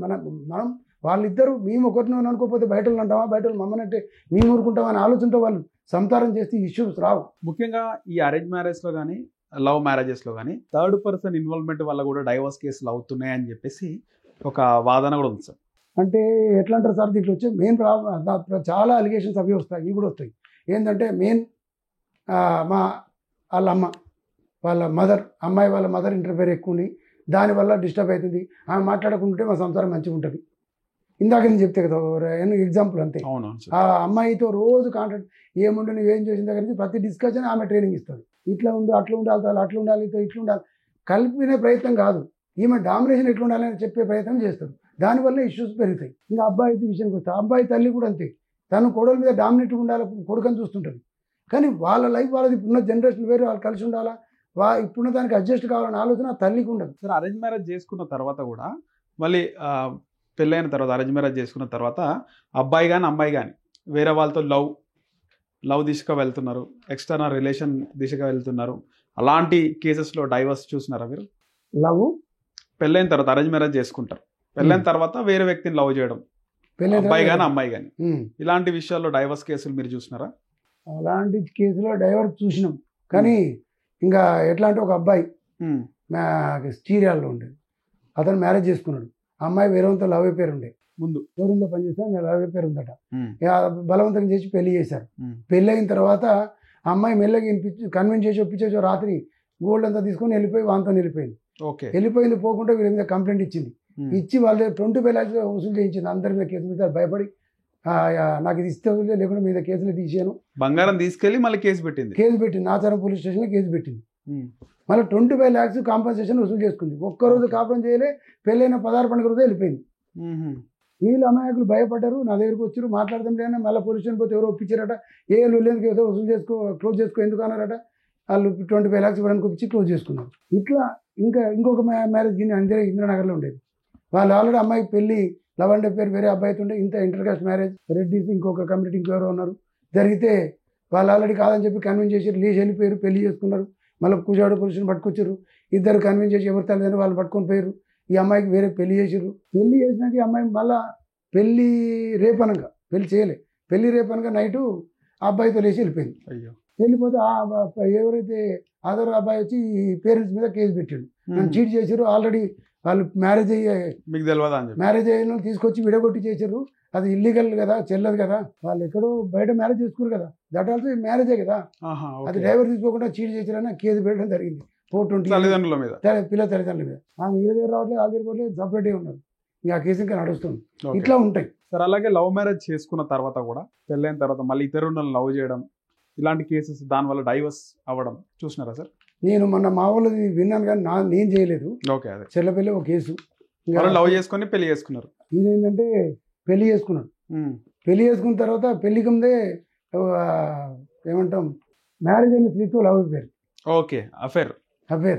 అఫేర్ మెయింటైన్ చేసి ఆమెకు హస్బెండ్ చనిపోయాడు. దాని తర్వాత ఈయన ఏంటంటే ఈ అమ్మాయితో కాపురం చేయకపోవడం, పెళ్ళైన 6 నెలల వరకు వాళ్ళ అమ్మాయి పోయి వాళ్ళ పేరెంట్స్ అయితే కూర్చుని పెట్టి పంచాయతీ గొడవ చేస్తే నేను ఆమెతోనే ఉంటా ఈమెతో ఉంటానని చెప్పడం, ఇష్టం లేదు. చివరికి క్యాన్సిల్ చేసుకున్నారు. ఇద్దరు క్యాన్సిల్ మ్యూచువల్ కన్సల్ట్ చేసుకొని డైవర్స్ తీసుకొని క్లోజ్ చేసుకున్నారు. ఇలా మ్యారేజ్ అయినాక ఇంకోటితో లవ్ అయిపోయారు అనేది కొంచెం రేరుగా ఉంటాయి సార్, తక్కువ. నాకు తెలిసి నాకైతే రాలేదు, అట్లా ఉండేది తక్కువ. లవ్ మ్యారేజ్ చేసుకున్న వాళ్ళు కూడా వేరే వ్యక్తితో అఫైర్ పెట్టుకుంటున్నారా అనే కేసులు కూడా చాలా చూస్తున్నాం సార్ ఈ మధ్య కాలంలో. ఇప్పుడు ఆమె లవ్ మ్యారేజ్ చేసుకున్న తర్వాత కూడా అఫైర్ పెట్టుకుంటున్నారంట.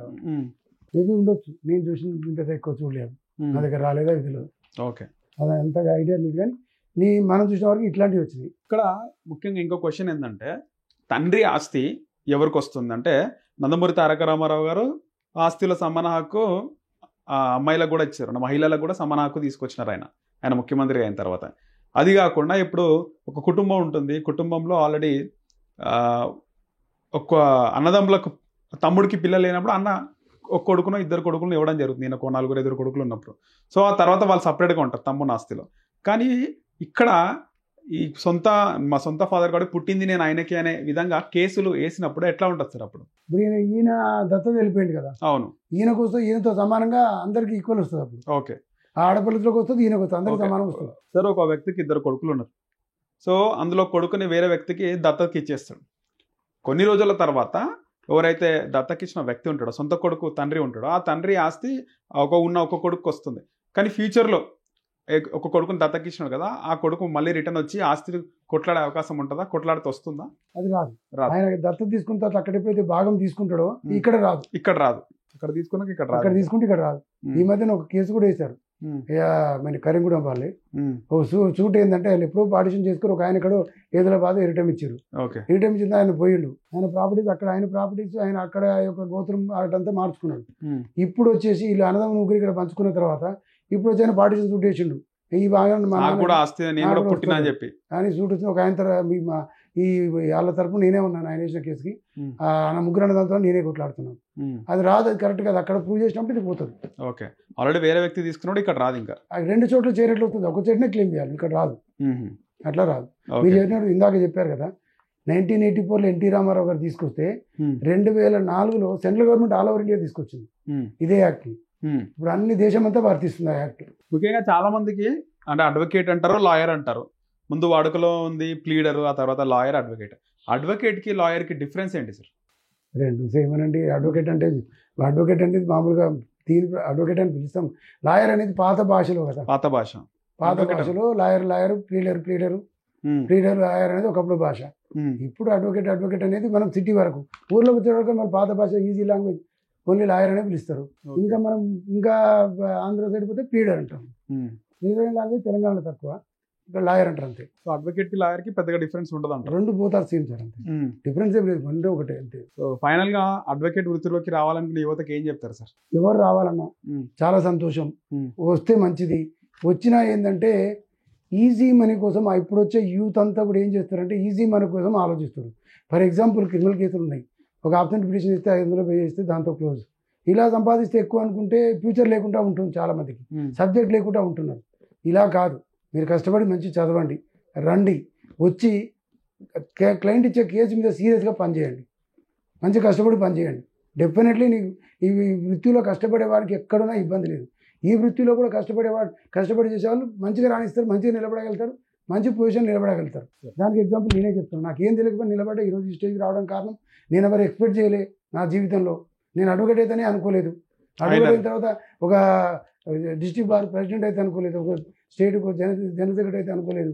అదే కాక ఒక హైకోర్టు చీఫ్ జస్టిస్ గారితో కలిసి ఒక స్టేజ్ పంచుకునే అవకాశం ఉందని కూడా నా జీవితంలో అనుకోలేదు. ఇవన్నీ కూడా నేను ఎక్స్పెక్ట్ చేసినవి జరిగింది. ఎక్కడ ఇవన్నీ only because my hard work sir. ప్రతి ఒక్కరు కష్టపడి మీ ఫీల్డ్లో కలిగి ఈ ఫీల్డ్ రాగలిగినప్పుడు పెద్ద కష్టమేం కాదు, ఈ ఫీల్డ్ కూడా నిలబడవచ్చు. కానీ కష్టపడి పని చేయాలని దాని సబ్జెక్ట్ మీద కాన్సన్ట్రేషన్ పెట్టాలి. వదిలిపెట్టి టెంపరీ డబ్బుల కోసం ఆలోచించవద్దు. ఎన్ని ఫీల్డ్లలో రకరకాలు ఉంటాయండి. కొంతమంది అంటారు కొల్లుడు అవుతారని, ఇట్లాంటి వాటికి చాలా దూరం ఉండాలి. కొందరు మాట్లాడి ట్రై చేస్తుంటారు. నాకు కూడా ఫర్ ఎగ్జాంపుల్ ఒక కేసు వచ్చింది. ఒక కేసులో కొత్త చేస్తున్న టైంలో ఆ రోజే సీరియస్ చెప్పాను. ఒక యాదవ్ పాపం ధోతి కట్టుకుని వచ్చి కేసు ఇచ్చి నాకు కొట్లాడుకున్నా. నాకు ఇంకా దూరం రిలేటివ్ అయిన రెడ్డి అని ఒక ఆయన ఆపోజిట్ సైడ్లో ఉన్నాడు. కేసు కొట్లాడుకుని వచ్చిండు చీరాలు ఇక్కడే వచ్చేసి ఆయన కేసు నేను చేస్తున్నాను. ఏదో 20,000 కేసు మాట్లాడుకుని చేస్తున్నాను, 15-20,000 మాట్లాడి కేసు చేస్తున్నాను.